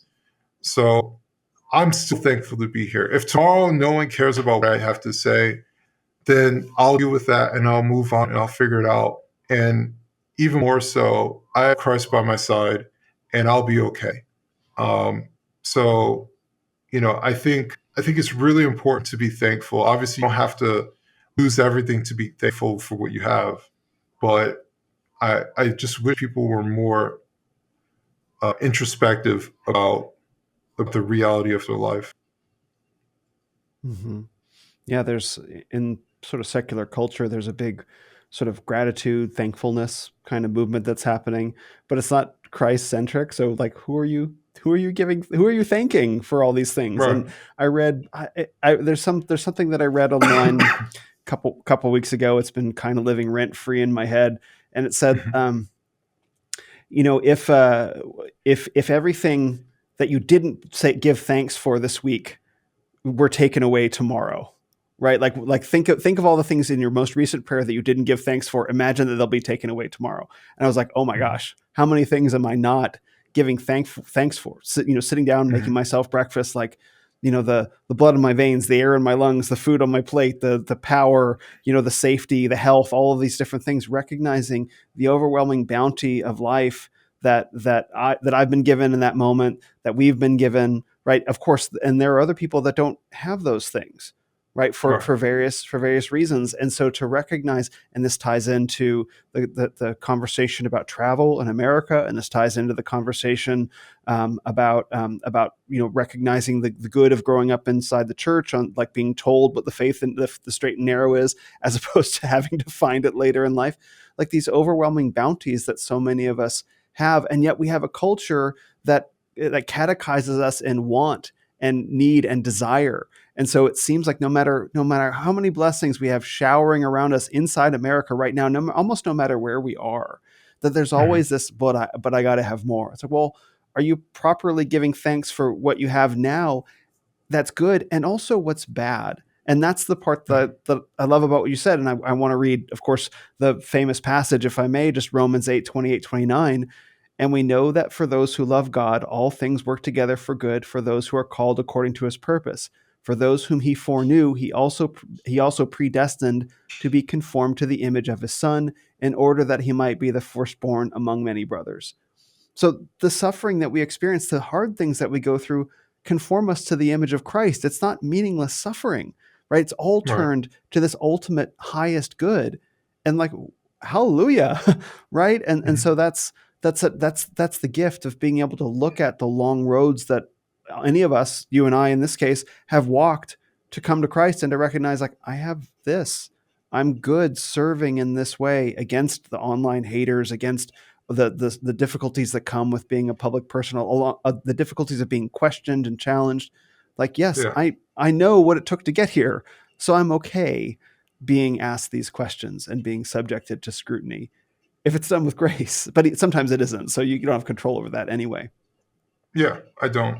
Most of the time, it's not done with grace. If That's I'm right. honest with you, That's right.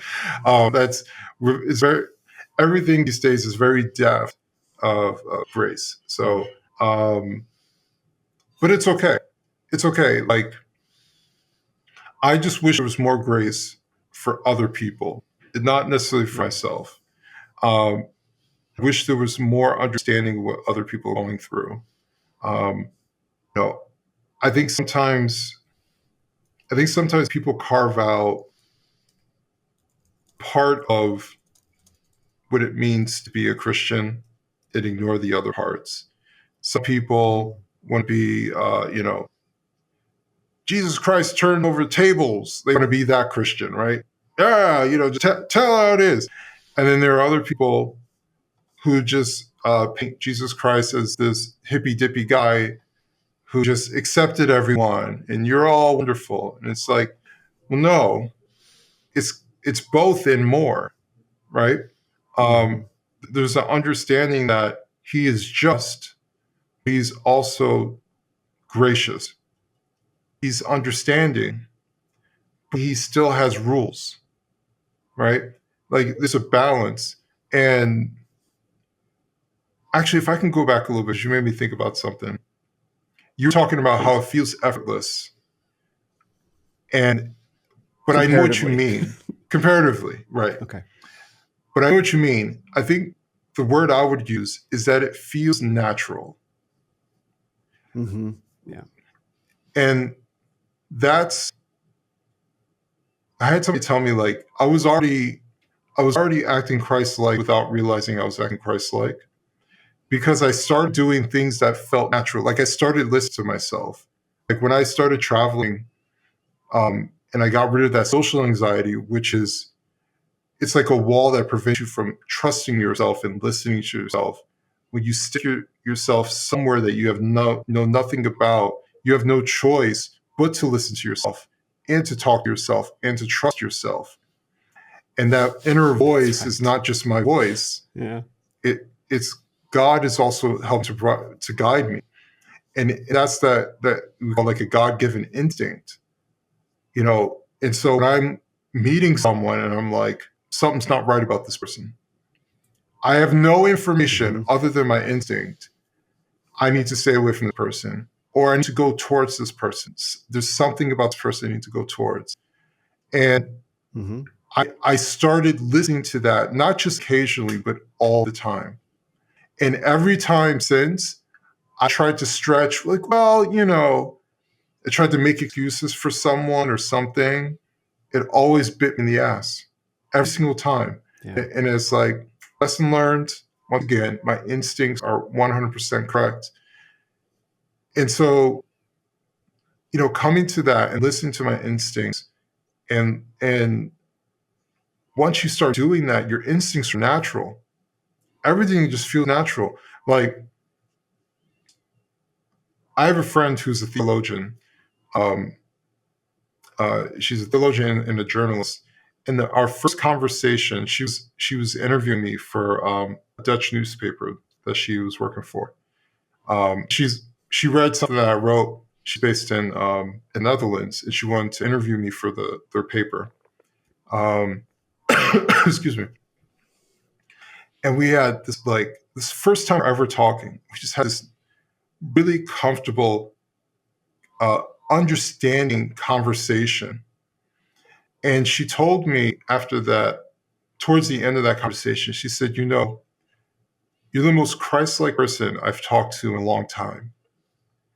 Now, this is before I like completely, proclaimed my love to Christ, but I was being slowly like introduced to different Christians, and I was becoming more and more open to it. And we're still friends, and she told me, what I mean by that is it's coming natural to you because you're listening to yourself.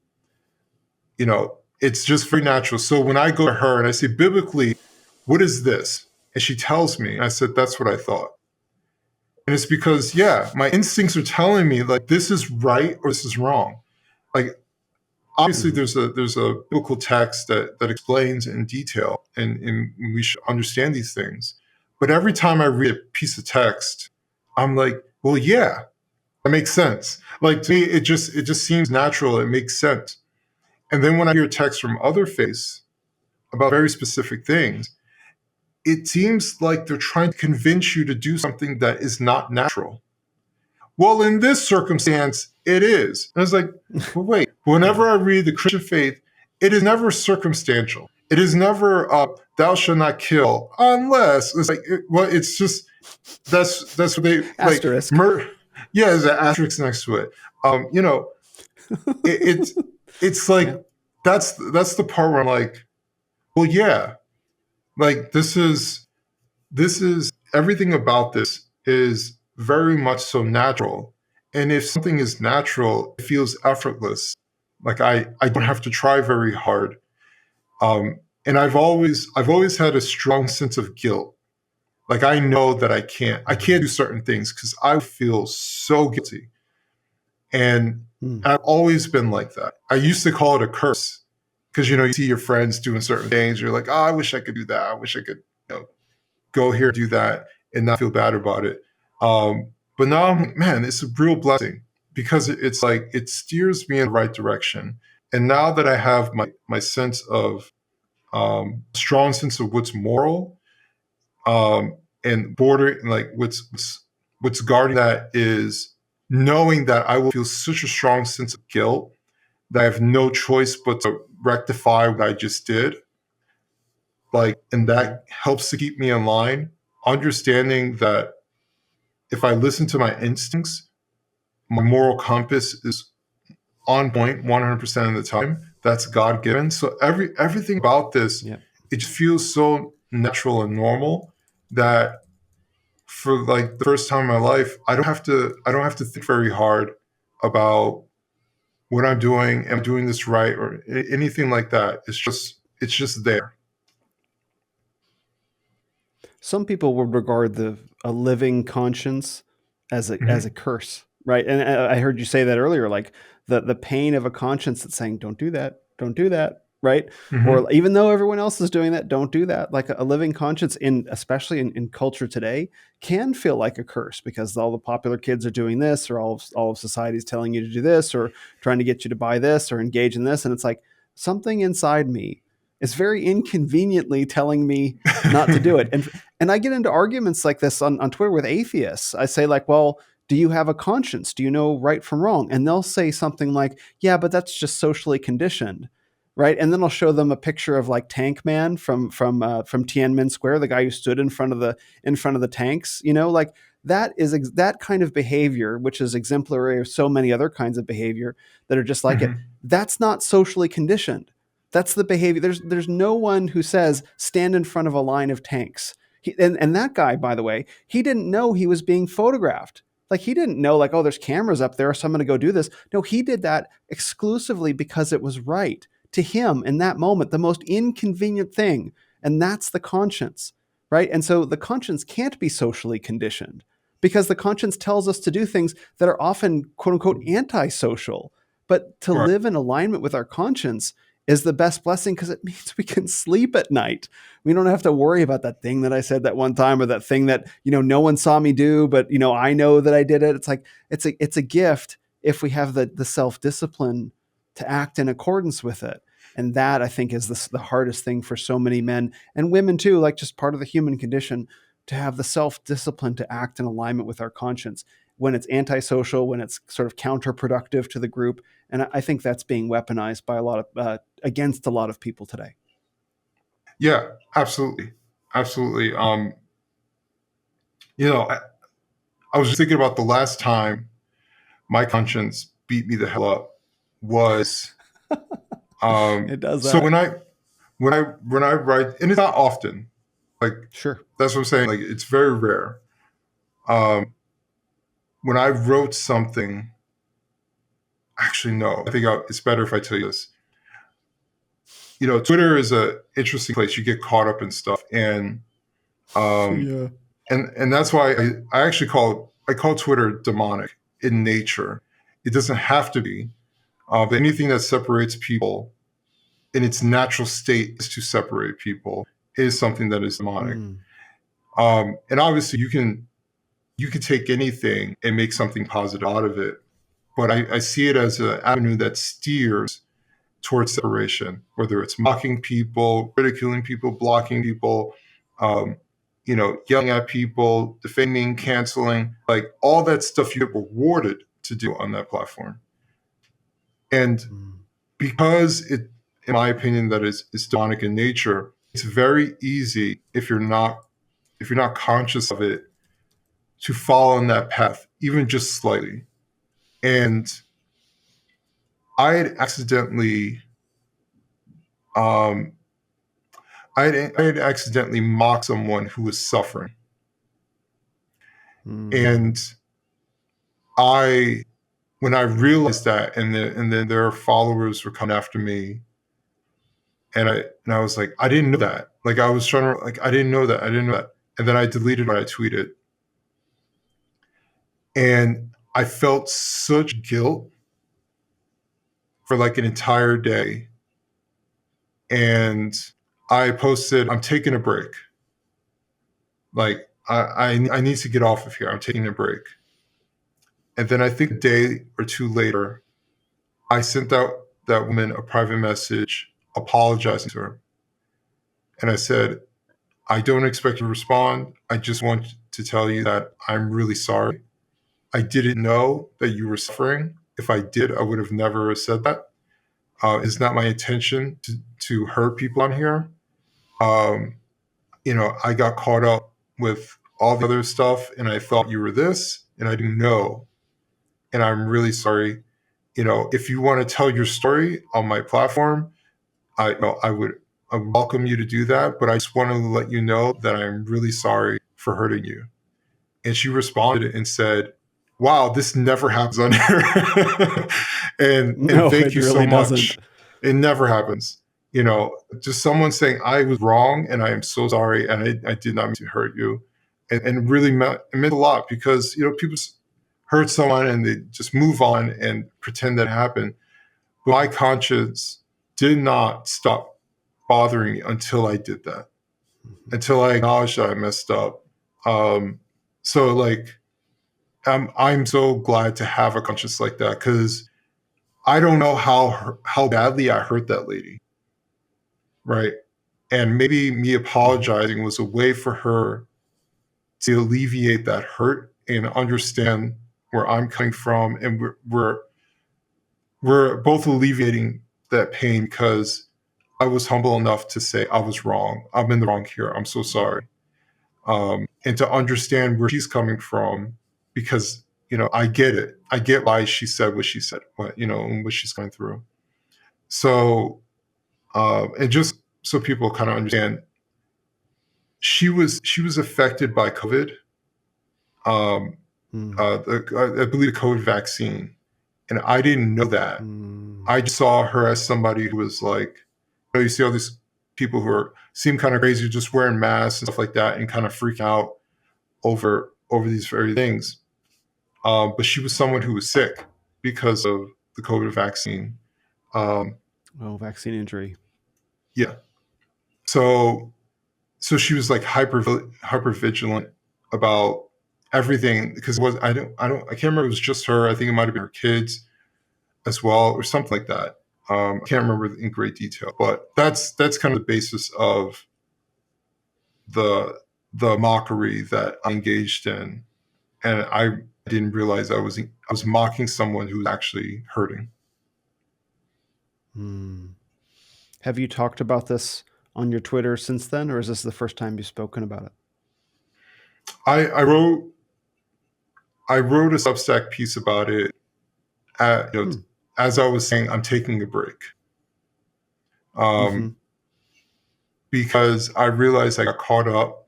There were a whole bunch of things. Elon had retweeted me. I got attacked by white supremacists who called me the N-word. I was getting attacked by black leftists who were calling me coons. Like, it was just. At first, I just made fun of it. You can't make anyone happy. I'm all the above. I like you. I like you as well. Thank you so much. But it was like every hour I was getting a new hate message.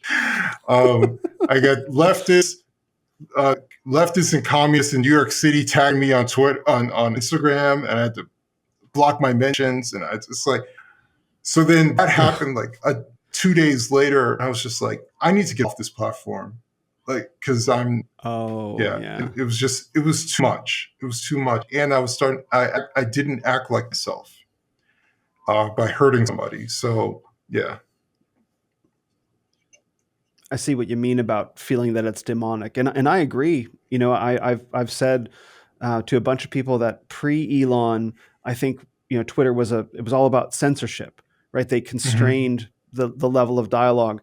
And now post Elon, it's like the narrative is being driven. It's like it's being supercharged and everyone's getting all frothy much faster in some very destructive ways. And I can't say whether one's better than the other in some ways, but certainly there are benefits to free speech. I mean, I think around the Trump assassination attempt, right? That day, Twitter was so far out ahead of the media for 48 hours at least. And so that freedom of information to let information flow was very, very powerful.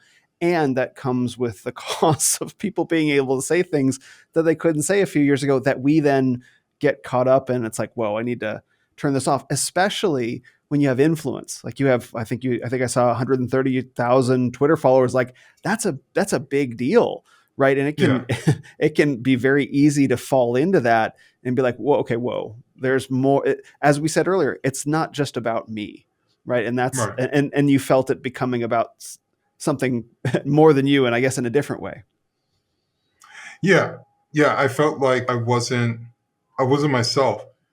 Like how, and people who talk to me on the phone, there have been Twitter friends that I've made. We talk on the phone and stuff like that, and talk frequently. They'll go online like, whatever you see Adam online, that's how he is in real life. And then people meet me. It was like, I'm so even and consistent. Like it probably drives my wife crazy because it seems like I'm even temperament. I'm consistent. It's very, very rare that I'm emotionally off for an extended period of time. So when I am, it really bothers me. And so when I do something like what I did there, it bothers me. It bothers me a lot. Not necessarily because I'm trying to be an influencer and tell people to do this and do that, but just on a personal level, I didn't have to apologize to her, and I didn't have to tell anybody. I didn't have to tell you, right? I could have just moved on with my life, but I felt the need to, and that's the soul aspect. It's the guilt. These are God-given traits that we have that you can't measure. It's there. It's there. Just like you have a soul, like it's there. You can't put it under a magnifying glass. But it's there. And so we know what's right and wrong. And I knew what I did was wrong. And I knew that the only way that I could alleviate that was acknowledging that I was wrong, and apologizing to this person. So, and I didn't talk about it publicly on Twitter, not because I didn't, I was shameful of it and I didn't want to show my shame to the public. But sometimes when you do stuff like that publicly, it can come off as you appearing to be the good guy in front of everybody. It's kind of like when someone films himself giving a homeless person money. Like, it's that kind of thing. It's like, well, why are you doing it? Are you genuine, or are you just doing it to show people, look, I'm big and I apologized, if um, Right. so that's why. Yeah, for in a situation like that, there's really no need to run that up the flagpole, and make a big thing about apologizing to a specific woman, unless it's something that everyone saw and everyone reacted to, and then it's appropriate. But the reason why I asked if you had talked about it is because one of the thoughts that came to my mind is not just the impact that you may have had on that woman that you responded to, but the number of Mm-hmm. people who are watching you, who saw that in you for a moment, like, oh, I feel bad, I feel bad for Adam that he did that, or I didn't know that about him. Like because we like the notion of having fans is quite strange. But it's a thing, Yeah. and it's like people are watching, and it's like they have high expectations for us, and we have high expectations for ourselves, and so it's great to hear about this, because I imagine there may be one other person who was watching that, a third party watching that, who thought something or felt some kind of way about it, and they'll probably be grateful to hear like the resolution that happened on the back end, that you actually reached out to the woman and that you spoke to her. It's like, oh, that's really cool that he had the courage to sort of to take a step back and reach out and treat her like a person, rather than just a name with an avatar on Twitter. Like, hey, we're through this mediated pseudo-anonymous kind of platform. We can't see each other face to face like this. So like, hey, there's a human on this side, and I recognize there's a human on that side, and I didn't treat you like that for a moment, and I'm sorry. Like, that's huge. Yeah. Like, oh my gosh, praise God, hallelujah. Yeah. I never, also from the fact that, one, I deleted it, and it wasn't up terribly long, and I deleted it, and I know, part of me knows that, like, by that point, it was like 4 days later, no one remembers any of this stuff, even if Of they did see course, it. of course. Like everyone's memory is short. So, Sorry, what'd you say? I forgot. exactly. And for me, it's like, I already hurt this lady, and she's not a public figure. So that's the other part. Right. She's just some lady. And so I don't want to make this a public thing and potentially hurt her again. Even I might apologize, and then someone who follows me is like, yeah, but she's still an idiot, blah, blah, blah. And then I'm just, I just open the pathway for her to get hurt again. So kind of had like those things in mind. I wanted to make it as personal as possible. And honestly, I didn't expect her to even respond. I just Sure. wanted to apologize. If she read it and she had nothing to say to me, and she's like, "Well, you're still an asshole," then so be it. But I wanted to get that off my chest, my conscience, and I just wanted to put it out there. I think that's being very responsible. I mean, you didn't have to say anything, but again, this gets back to the point about the conscience. Your Mm-hmm. conscience convicted you. Maybe it wouldn't have made any difference to anyone else in the world, or even her, but it made a difference to you. Yeah, That's not to make it sound selfish. It's like, look, regardless of whatever anyone else thinks, my conscience is telling me I did something wrong here, if only by God's standards, not even by her. Maybe she didn't even feel all that wronged, or maybe no one else saw and thought it was wrong. You thought it was wrong. God thought it was yeah, wrong, and so you act, and that's a gift. Some people don't. Some people don't have that. A lot of people don't have that, and yeah, I think more than anything, that we should pray for those people that they have that. But I think it's all, people fear it because they know that not only will they then be accountable for their behavior going forward, they'll be accountable for the backlog of stuff, which hmm is its own thing. yeah. Um, I think it's really important to apologize, not under duress, not because someone Yeah. said you should, but because you want to. Like if someone told me you need to apologize to her now, I'd be like, go fuck yourself. don't leverage an Yeah, apology, because an apology is supposed to mean something. that's right. And if you genuinely mean it, then you apologize. But don't like, that's like a huge pet peeve of mine when someone tries to force me to do something. Um, even if they're right, even if that person's right and I should apologize, but don't try to force me to do something. I will do it Mm-hmm. because it's coming from the heart and I want to do it. Um, but I do think that there's a need to be humble about your experience, and you know, and that's why I think it's important for us to talk about where we mess up, because I think there's so many people who are, the influencers online, who pretend that they've never messed up, never did anything wrong, they're always right, you know. And even just the nature of being a born again Christian is saying, I was wrong before. Like, Mm-hmm. I'm being humble enough to say I was wrong and I'm doing the thing that I think For a is long right. time. Right. For quite some time.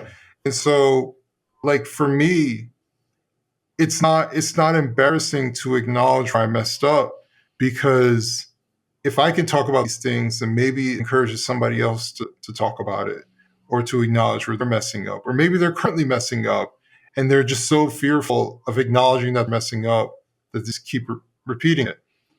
Um, and I've had people.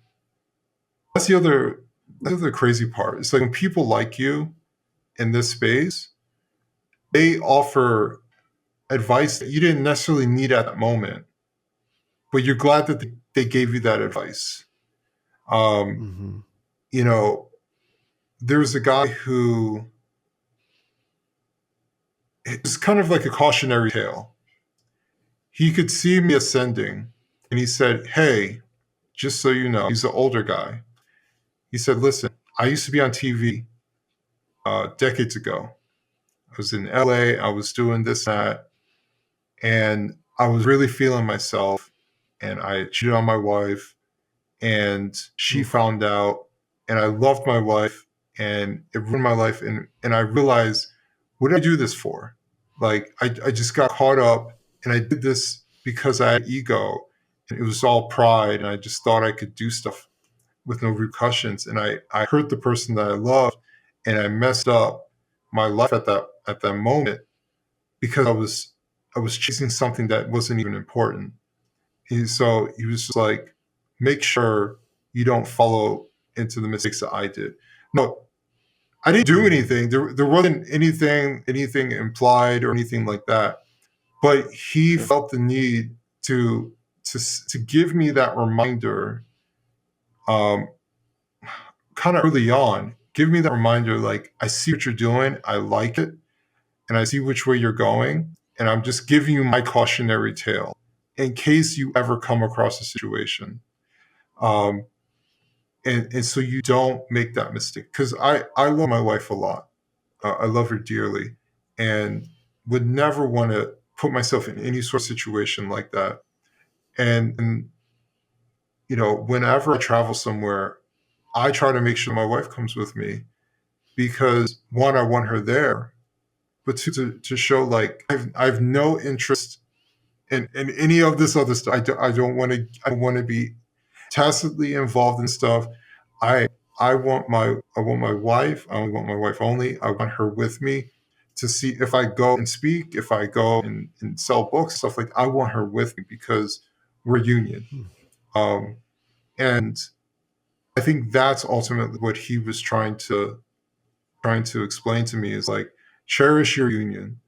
Um, don't take it for granted like I did.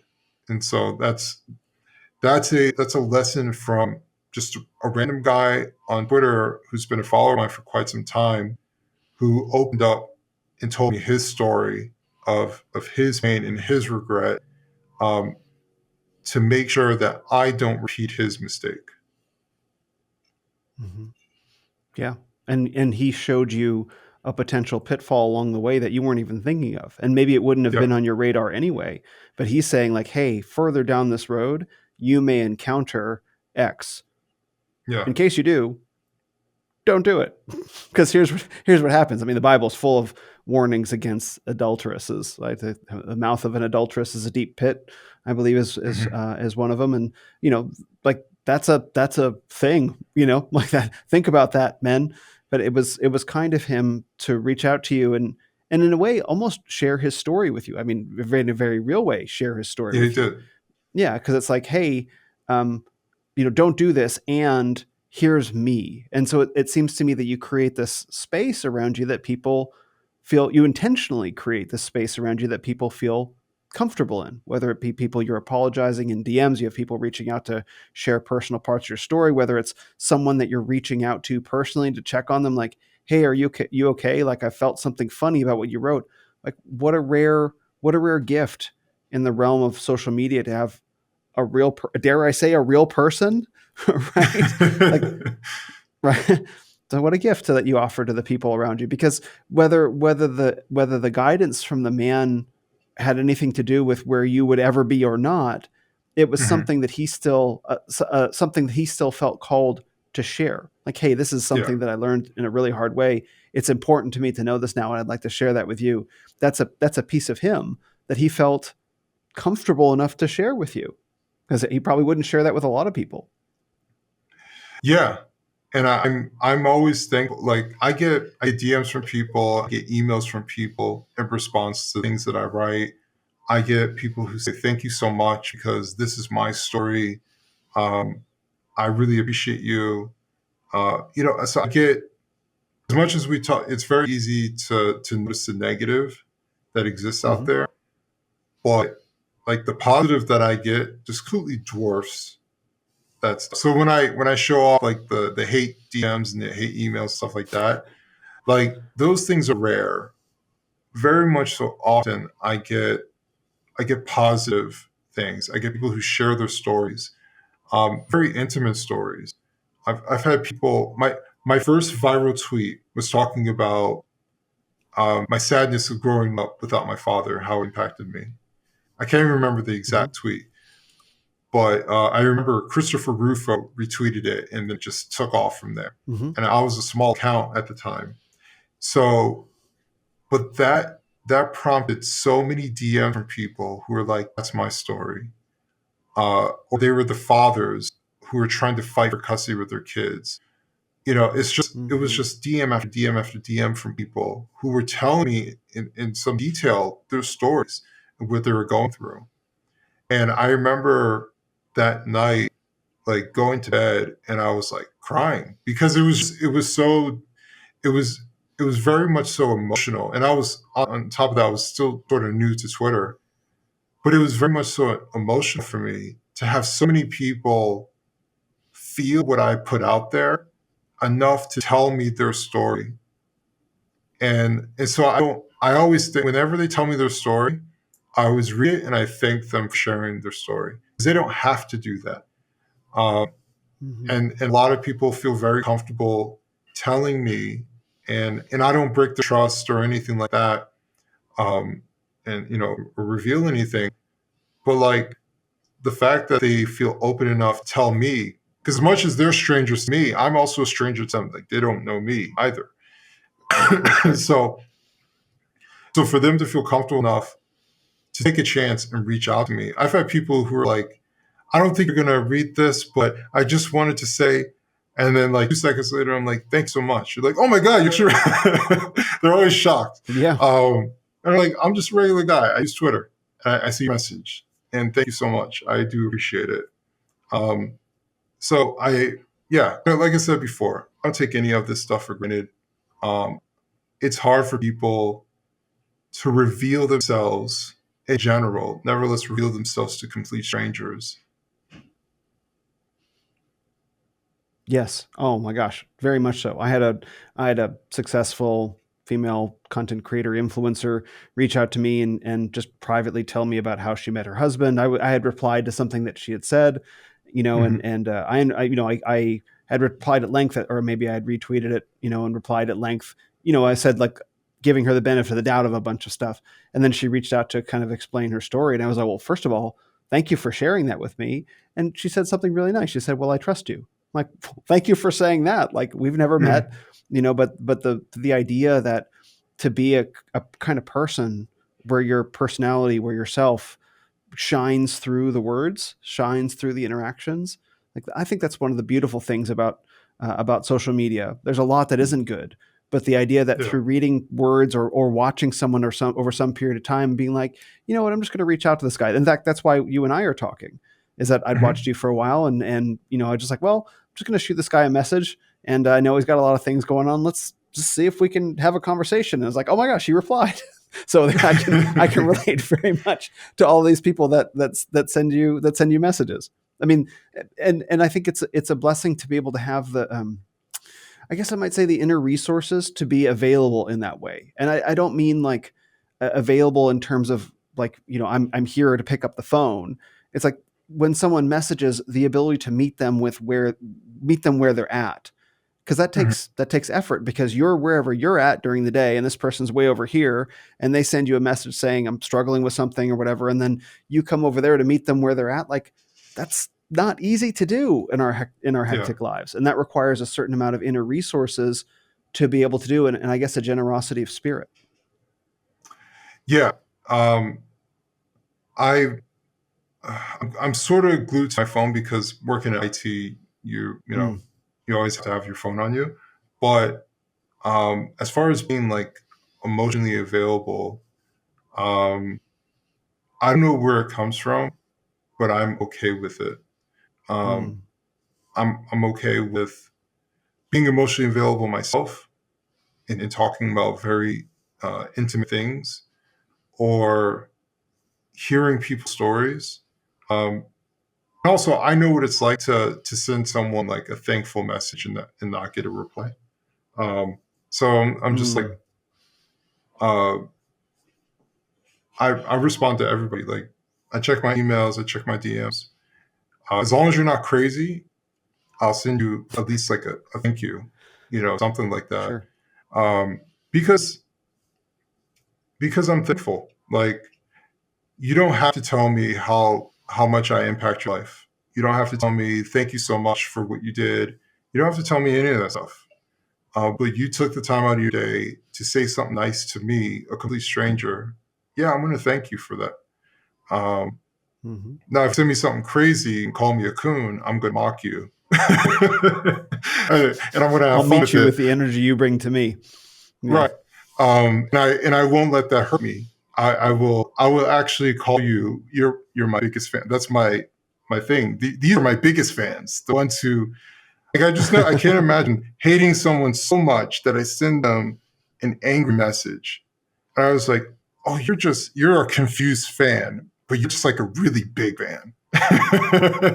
That's why you send me that message. Like you don't know what to do with that You energy. love You're what I like, do. You just oh don't.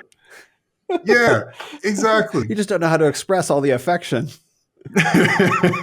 That's exactly what it is. It's like there's a thin line between love and hate, and they're just like towing that Hmm. line. They don't know exactly how to deal with that pent up emotion. So I always give them Well played. my biggest grace.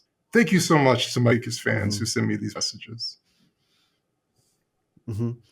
It's funny. I was thinking about that today as I was driving, just the number of, hate tweets, angry stuff that just comes across every day. And I was just looking around the car and I was like, it could be any of these people. I mean, it probably isn't, but like, I'm trying to imagine that, the spirit of the person who's just like, they see something on Twitter and they're like, kill yourself. It's like, how are these people walking around? They were just walking around during the day, like what, like they just get on their phone and it's like they call you a coon and then they put it down and they go like order a latte or something. Like, I just don't Yeah. understand how that fits together into a real person. I hope your family dies. Hey son, you want to go play ball? It's just like what? Exactly. Exactly. Sorry, as I was saying. Yeah, the world is weird, and that I think the internet and anonymity forces people to like they're so separate. That's what I'm saying. It's the separation of people, and it's so easy to kind of see as things, and it's just a Mm-hmm. screen name and an avatar and stuff like that. And it's why I try my best to criticize ideas rather than Mm-hmm. criticize the person, because obviously Amen. we've changed our minds and stuff.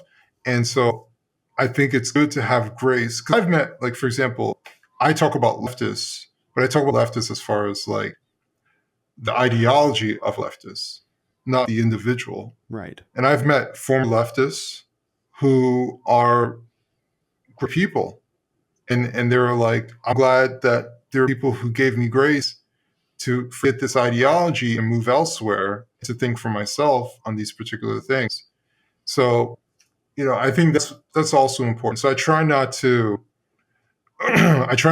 go after the individual. I try to go after either the behavior or the ideology of a particular person. Mm-hmm. Thank you for saying that. I've been saying that a lot lately. Like, go after their ideas or the behavior or the words, not the individual. Right? Like, don't use personal pejoratives. Because if an idea is bad, it's a lie. You can just punch through it the right way. But I think the challenge is people get their ideas wrapped around the axle of their identity, and when you start poking at the idea, they can't distinguish the idea from themselves. Like, I get that. I poke at feminism a lot. I enjoy doing it, but so many people have it wrapped around their identity. Like they don't. Maybe they know, maybe they don't. But it can be very sensitive. But like, again, it's kind of the arena, right? It's the public marketplace, the marketplace of ideas, and so we should feel free to let ideas bash into each other and see which one wins. And I think there's a strange phenomenon where when people build their platforms based on bad ideas, right? And there's only one good idea in history, and that's Christ. So you have that as a solid foundation. There might be a few other. I don't mean to be so hyperbolic about it, but we're talking about solid foundations to stand on. And so people build their platforms based on ideas. A great example, Richard Dawkins. Richard Dawkins is a great example that's been up lately. He built his whole career essentially on evolutionary science, materialism, denying God. Like, that was his whole deal through the 90s and early 2000s, right? The universe is blind, pitiless indifference with no justice anywhere. That's like one of his famous quotes. And then a couple weeks ago, he posts like, I lost my entire Facebook account for questioning something about the riots going on in the UK. That seems really unfair. And like, I hit him with that quote. Like, is this you? Right? And so like, when you build your platform based on this idea, and then you're held accountable for the idea, well, what did he do? He deleted the whole tweet. He ran from the accountability of his own idea. And so to prevent that, it's like, no, defend your ideas in the marketplace if you can. And that I think is one of the great blessings of Twitter that we haven't had before. But like you said, it can get demonic, and we can easily just slide off and lose ourselves in the combat, and become very fleshly about it and be like, whoa, I need to punch out of this for a second and go touch grass. And remember that, yes, it's righteous combat against ideas, and I'm a person and they're a person as well. It can be quite demanding, actually, now that I describe it that way. Yeah. But I do think that I have many of strategies that I implement. I think sometimes people don't think, they just do when it comes to Twitter. They just use it like a diary. But everything that I put out is kind of like a lawyer. A good lawyer is supposed to know the answer to a question that they ask, right? You don't ask that question if you don't know the answer. So I know the response that I'll get based on the tweet that I'm about to craft. I already know. It's very, very easy for me. And so every word that I use, I know will elicit a particular response. I know if I use a qualifier, that alleviates the people who say, well, you're being general. Actually, no, here's a qualifier. I'm being very specific, right? So you can't fight that. So there's very particular strategies that I implement to avoid most of what we come when it comes to stuff like that. But as far as you're talking about identity, I am, if anybody follows me like yourself, I'm very much so identity-less. Obviously, people know about my faith, and I talk about that. But outside of that, people don't really know my philosophy. There's a lot of people who presume my philosophy, right? You can see, like, Tom Sowell on the wall. Oh, he must be Black conservative. And I ask people, am I? Have you heard me say, as a Black conservative, right? am I holding me being black as like this deity? No, I don't do that either. So when someone calls me a coon, it doesn't bother me because being black is like very, very far down on the list. You can't really hurt me on that. And that's an identity that I was born with. I had no choice but to be black. So, so you can't really hurt me there. I'm an independent. I've said it multiple times. So that's the one identity. Because people tried to put you in the dichotomy of identity. Are you Republican or Democrat? You sound like a liberal. You sound like a conservative. Right. Well, I'm an independent. And so I don't care if you smear Republicans. I don't care. That's right. That's not my party. That's right. I've literally heard people say, "You're a party," and I say, "I don't have a party. I'm an independent." That's right. I've never identified as a Republican. The most that someone's ever seen me say is, "I voted Republican once in my entire life." That's it. But I'm independent. So you can't attack me on the party. You can't attack me particularly on political ideology, because on some things I'm pretty liberal on, other things I'm kind of conservative on. I said I'm independent, so you can't attack me as being part of this party and part of that party. So like throughout the line, I don't pigeonhole myself into a particular box that someone can constantly attack. So which means you now have to attack what I say, right? I've never worn the Trump hat. I've never done any of these things. I've purposely not set up a trap for myself. In everything that I've tweeted, I stand behind. So attack what I said. And that's the thing. If you attack something and I didn't say it, well, then you're not attacking me. You're attacking someone else. And so, or the avatar. Yeah, attacking the avatar. So everything that I do on that platform is very much so thought about. I think about all this. Early on, I would schedule my tweets. I would schedule like 3 tweets in a given day. And there were times that I would schedule it, and then 2 hours later, I would go in and refine it because I wanted to add in a word so someone can't mistake what I said. And so everything was perfectly crafted as to how I wanted to say it, and I knew that crafting it this way would elicit this particular response. Now, whether it became a successful tweet or not is a different story, but I cared more about the response and less about the success of it. The success will come, whatever. But I cared more about the response. And so I think if people were more crafty and thoughtful about what they put out, even down to just the particular word that they might use, right? Because one word might elicit someone to be angry, one word would elicit empathy, and you could be talking about the same thing, right? So that's where, for me, the advantage of writing constantly and reading people and understanding, like, when I said this, they're going to think this. Or if I say this word, they're no longer going to consider the rest of what I say. Because that's the thing too. If you use a word that is very polarizing, they forget everything else that you said. They just focus on that word. So that's a real thing too. Yeah, the cognitive red light. Like as soon as I see that, I stop. So can I push on something that you said a little bit? Sure.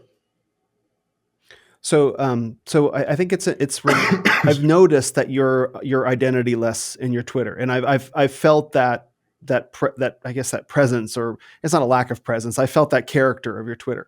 So you have the photo of Thomas Sowell up. You don't identify as a Black conservative, and you don't build a lot on top of your Blackness in general. But is there not a way in which that is also a statement? Considering so many Black people today, it seems to me, and I mean, so many different groups are taught to build their identity on top of their identity, right? Is that not a statement in and of itself? I appreciate the statement, but is that not a statement in and of itself? Yeah, I guess you could say that it's a statement, but it's a difficult statement to pin me down on. Okay, I'm not overtly saying I reject this. I'm just not talking about it, right? Much in the same way, I don't talk about Israel and Palestine, not because I support Israel or I support Palestine, but I just don't talk about it. So the absence of it just leaves people to, I don't know, think that either it doesn't matter that much to me, or I don't care, or I just don't care to share. So it just leaves a lot of mystery behind it. But like the race thing, see, this is all right. So this is the benefit of not just having Twitter to write and writing for other places, because Twitter is good for certain things, but it's not good for everything. And so if people really want to attack me, they need to read the articles that I write, because then they'll really get the full grasp of what I think about stuff. But my Twitter is only used for certain things at certain times, because you can't have, as much as people want, you can't have every discussion on there. It's just going to evolve into stupidity. So if you want to know how I feel about something, I'm going to get it published and put it here. You go read it and you make up your mind what you think about it. Just call it a day. So because of that, when I get accused of being a Trump sycophant, like, because once again, that's the avatar. They see like such and such follows you and such follows you. So you must be a Trumper and this and this and that. And I'm like, oh, if I'm a Trump sycophant, so read my article in the New York Post where I said that Ron DeSantis would be a better option than Donald Trump. Here you go. Here's the link. If I'm a Trump sycophant, how come I never voted for him? Like, so it's down to these different things where I can literally hit somebody with a link and say, actually, not only did I state the opposite of what you're stating, I stated with one of the biggest publications in the country, the oldest paper in the country. I'm very proud to say it, the oldest paper in the country. So here you go. I can send you the newspaper clipping if you want. It's that kind of thing. So that's where I kind of leave that stuff off Twitter, because I can't have everything there. Obviously, I put links to articles that I write on Twitter, but to put stuff in Twitter statements and stuff like that and try to explain how I feel about everything on there, honestly, for some of the stuff, I don't even want feedback on it. Like when I publish this stuff, these publications, I don't read comments. I learned my lesson. One time I read the comments. Probably wise. I read it one time for the New York Post, and it was something about giving thanks. And I was like, oh, let me read the comment. And I read the first comment. It was something insane. And I was like, of course, lesson learned, don't read the comments. So literally everything that I put out there, I just don't read the comments. If I put it for a publication, I don't read it. This is how I feel. You like it, you hate it, I don't care. I don't Google search my name and see if people are talking about me. I prefer that people don't share stuff about what I'm saying, what they're saying about me. Like, I don't care. Let them say whatever they want. I don't care. This is for me. I don't really care. If they try to bring it to me, I block them and I move on. I don't even acknowledge them, because I realize at the moment I'm more relevant and they want to get my attention. They want me to fight with them and stuff like that. And that's not my purpose here. I'm not here to fight with you. So it's exactly why you don't see Twitter drama between me and anybody else. I just literally don't argue with people. I might criticize like some leftists, but usually when I do that, I block them and I do a screenshot and move on. This is a bad idea. It's dumb. Doesn't make sense. Here's why. And I move on with the rest of my life. So everything that I do on that website, it is carefully constructed, because I ask myself, what is the purpose of this? Right? Is this beneficial to me? It's a big question. If I say this, what's the benefit from this? And if there's no benefit, I just don't do it. What's the benefit if I acknowledge this person? It's like when Roland Martin didn't like one of my pieces in the New York Post, and he misframed what I was trying to say. And I saw it like at 3 a.m. and I was like, do I respond to Roland Martin? No. Block. Went back to sleep. Bye. And that's See it. you, bro. Goodbye. I don't care. Go ahead, talk with your 5 actual interactive followers. So go ahead, talk about me. I don't care. I'm gonna go back to sleep next to my wife and enjoy my rest. So Right. it's that kind of thing. I don't give people the time of day when it comes to stuff like this. If you don't like it, then that's your problem. Yeah, I have a similar thought process. Like, if I'm going to post this, am I ready to take on all the consequences, intended or otherwise, from this post today? Mm-hmm. Like, if I were to post this right now and this goes mega viral and it gets subjected to millions of views, like, Twitter is the only platform in the world, I think, where you have to write something knowing that no one might see it and everyone might see it at the same time. Like, it's impossible to write something that no one will see and everyone will see, right? So for Yeah. me, it's like, do I feel, if this were to go viral today for whatever reason, do I really feel like dealing with it? No, I don't feel like dealing with it today. So, just like save it in draft or delete or something like that. Or sometimes I Yeah. get lucky and, sometimes I'll hit the wrong button and it'll get deleted on its own. I'm like, thanks God, I appreciate you making that call for me. But it's a real thing to have to calculate that, to say, like, given that, like you, I hold myself accountable for all my words. I posted it. I said it. This is on me. So, on my podcast, these are my words. Instagram, email list, all of it. And so Mm-hmm. having that level of accountability means a certain degree of thoughtfulness. It can't just be hot takes. It can't just be like, I'm just going to pop off on this random person on this comment just for fun, because I have to be accountable for what happens with that comment, as you had to go through humbling yourself to reach out to that woman to say, hey, that was a moment where you were not thoughtful about what you were saying, or maybe you also didn't have all the information. You were not as Yeah. thoughtful as you otherwise would have liked to be. And so you went back with thoughtfulness to make restitution.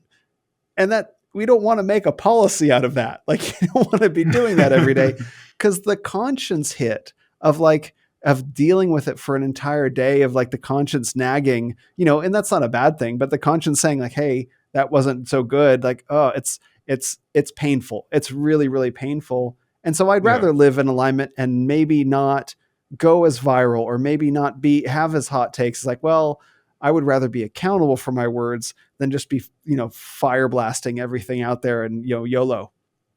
Yeah. Exactly. I have the same thought process. So do you want to talk about some of the work you do on wrong speak for a second? Because you mentioned that's where you have some of your more in-depth thoughts. Maybe we can just talk about that for a bit. Well, actually, with Wrong Speak, I started it. I technically started it while I was writing the book, and then I took a hiatus. It was mainly a place for me to kind of rant about stuff while I was writing the book. Sure. But after I wrote the book, I wanted to turn it into a platform where I invite people to write. Regular people who are aspiring to be writers. I was just inviting people to tell their story, their viewpoints, whatever. Um, and with the premise that it's free speech with intellectual thought. So, we talk about hate speech and stuff like that. Um, White supremacy, for example, is not intellectual. It's very stupid, right? Just Mm-hmm. so that's why I'm like, Yeah. yes, we're free Agree. speech ish. Like obviously, Right. if some guys like, let me tell you about why being a Nazi is great. Like obviously, we wouldn't publish that because that's not very intellectual, right? It's really So not. that's why the pursuit for free speech in its absolute form, I understand to an extent, but I also understand that a platform like X can't be profitable in the long run. It's going to come to a point where Elon's going to have to make stronger rules regarding speech, or he's going to Probably. have to implement even stronger freedom of speech but not reach policies that might piss off a lot of people, to make those particular people, the people who pop in and say the Jews did everything, those guys go back to Gab and wherever. But as far as Wrong Speak goes, we encourage people to submit articles. Most of the articles are voluntary, just regular people who want to write, Mm-hmm. who want to express themselves. We got into news for a bit, getting some journalists to highlight stories that are interesting, not necessarily clickbaity. And we're trying to dabble with book publishing. So not just my book, but we have one other book here, the Luminescence Manual, Elizabeth Lang, which is a fictional book, kind of Orwellian in its take. So, we're trying to be a springboard. I think that's kind of the best way. A lot of people want to be the best at this and the best this and the top this, where I care more about the creators. I care more about giving them an opportunity to be seen. So we've had people who've had articles seen by, especially the Federalist, where the Federalist reached out to me like, "Hey, can you connect me to this writer?" And I help them. I've had writers reach out to me asking, like, "Can you connect me to this publication?" And I try to help them. So we try to foster an environment where we're helping to support different people, and much in the way as I've caught some success, I use my name to kind of pay it forward for other people. So, for example, I've I have 3 editors. All 3 editors live in different places, but I went to a convention in Phoenix. I got my editor that lives in Arizona a pass to come in, and we met in person. I did an event last year in Memphis. I got one of my editors a pass and the flight to come into Memphis to be with us, to meet in person, come to a convention. This year, I went to Vegas. I got another editor pass and their flight paid for it to come out to Vegas to help sell books and be on a panel as well.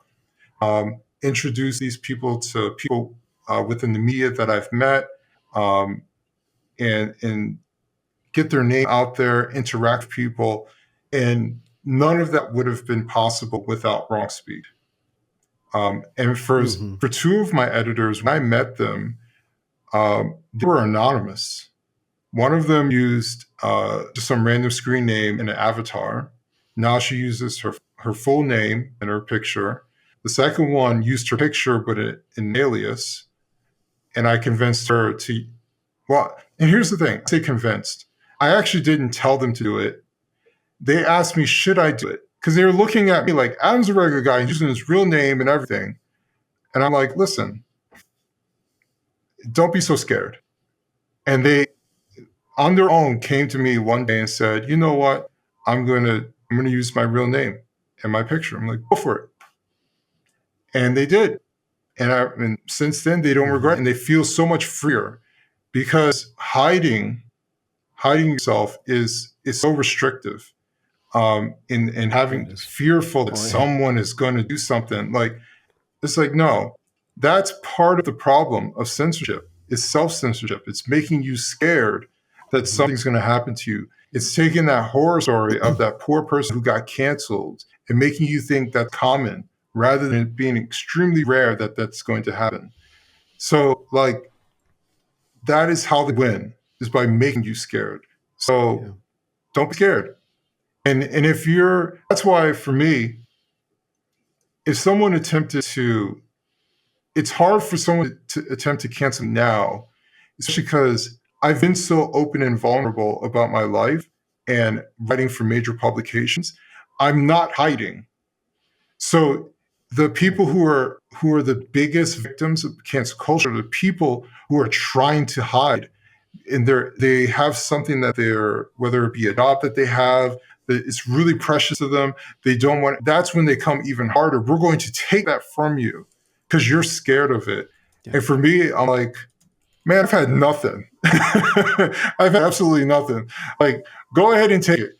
Like, it sucks, sure, but I'll be okay. I'll be okay. And now I'm not by myself. I have a lovely family, my wife and everything to back me up as well, which is extremely beneficial. But even if I didn't have her, like, I wouldn't be scared, because I think being scared is how they come after you.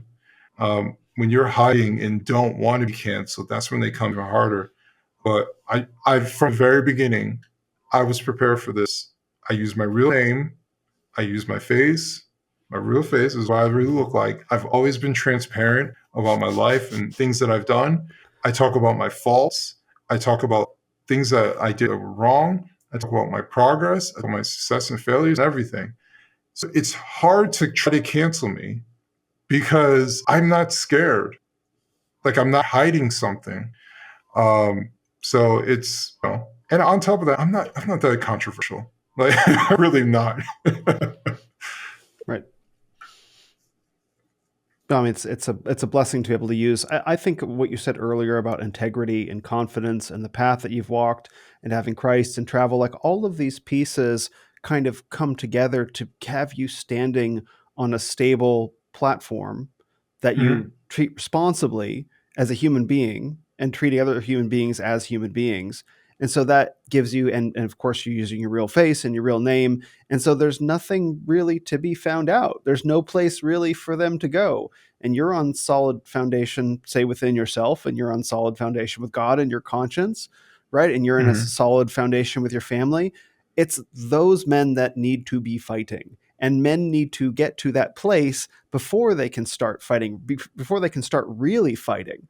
And I think that there's such a need for that because those men can create a sense of safety for others around them to then use their voice. Like, yes, I'll take this for you, right? I will take the heat. I will draw the fire because I'm in a stable foundation. Then just come and join me and let's all push these ideas together. To me, that's one of the definitions of leadership today. Yeah, I agree with him. Well, this has been a fantastic conversation. I greatly appreciate your generosity of time and generosity of spirit. We didn't talk about any of the things that I expected we would, but we talked about far better things. And so I appreciate the opportunity to connect on so many different aspects of life that are important to me, and to discover that they were also important to you was a great blessing and a great surprise. So thank you. Thank you. I do appreciate you as well.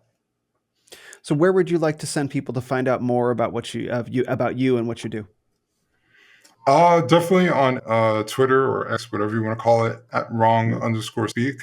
Um, I'm on Substack. You can go to www.adambcoleman.com or adambcoleman.substack.com. It goes to the same Mhm. place. Um, and my Breaking Bread series on YouTube, you can go there, youtube.com/ at wrong underscore speak. And Mhm. you can watch the different episodes. Just real quick, Breaking Bread is a series that I started doing. I basically sit down, enjoy a meal with people, and we talk politics, life, culture, religion, whatever. And it's in person only. So Mm. they sometimes come to my house. I travel there. This weekend, I'm going to DC, and I'll be sitting down with one or two people. Um, so it's a very casual, nice experience. And I'm basically a one man show as far as Mhm. setting up the equipment and all this other stuff, and learning that over the past year. Um, and this is one of the cameras that I use too. Did you bring lights with you? Just real quick, I saw a bunch of those. I wasn't sure what they were, but it was like, wow, this is someone's actual house. Like this isn't a set. Like what a thing to be invited so far into someone's life. But do you bring lights with you, or is it just the camera? Or do you find a well lit spot? So over the past year has been a progression in upgrading stuff, and I Yeah. completely underwhelmed lighting. Um, and so I invested in this is a light I'm using right now. I invested in this light some time ago, and man, I'm so glad I did that. I was like, oh, this is so much better. Yeah. It's so much better because before I was trying to Yeah. use natural light, and then the sun would move, and then it would just be all this other stuff. So Mm. um, now I'll be traveling with a couple of boom mics. I got three cameras. I got the big light here. Um, I got my sound recorder. I have a whole setup. And what's Mhm. crazy is I take it on the road too. So I was just in Atlanta. I've been to Florida a couple times. Um, I've been to London twice with it. So I've traveled a bunch with this setup, as well as DC. I've been to DC, like I think this would be my fourth time filming in DC for Breaking Bread. So I'm always taking on the road, as well as inviting people into my home to sit down and have a conversation. Well, it's a great looking series, and I look forward to checking out. It looks like some very personal conversations. Yeah. Thank you. Great. Well, thank you very much, Adam. I appreciate it. My pleasure.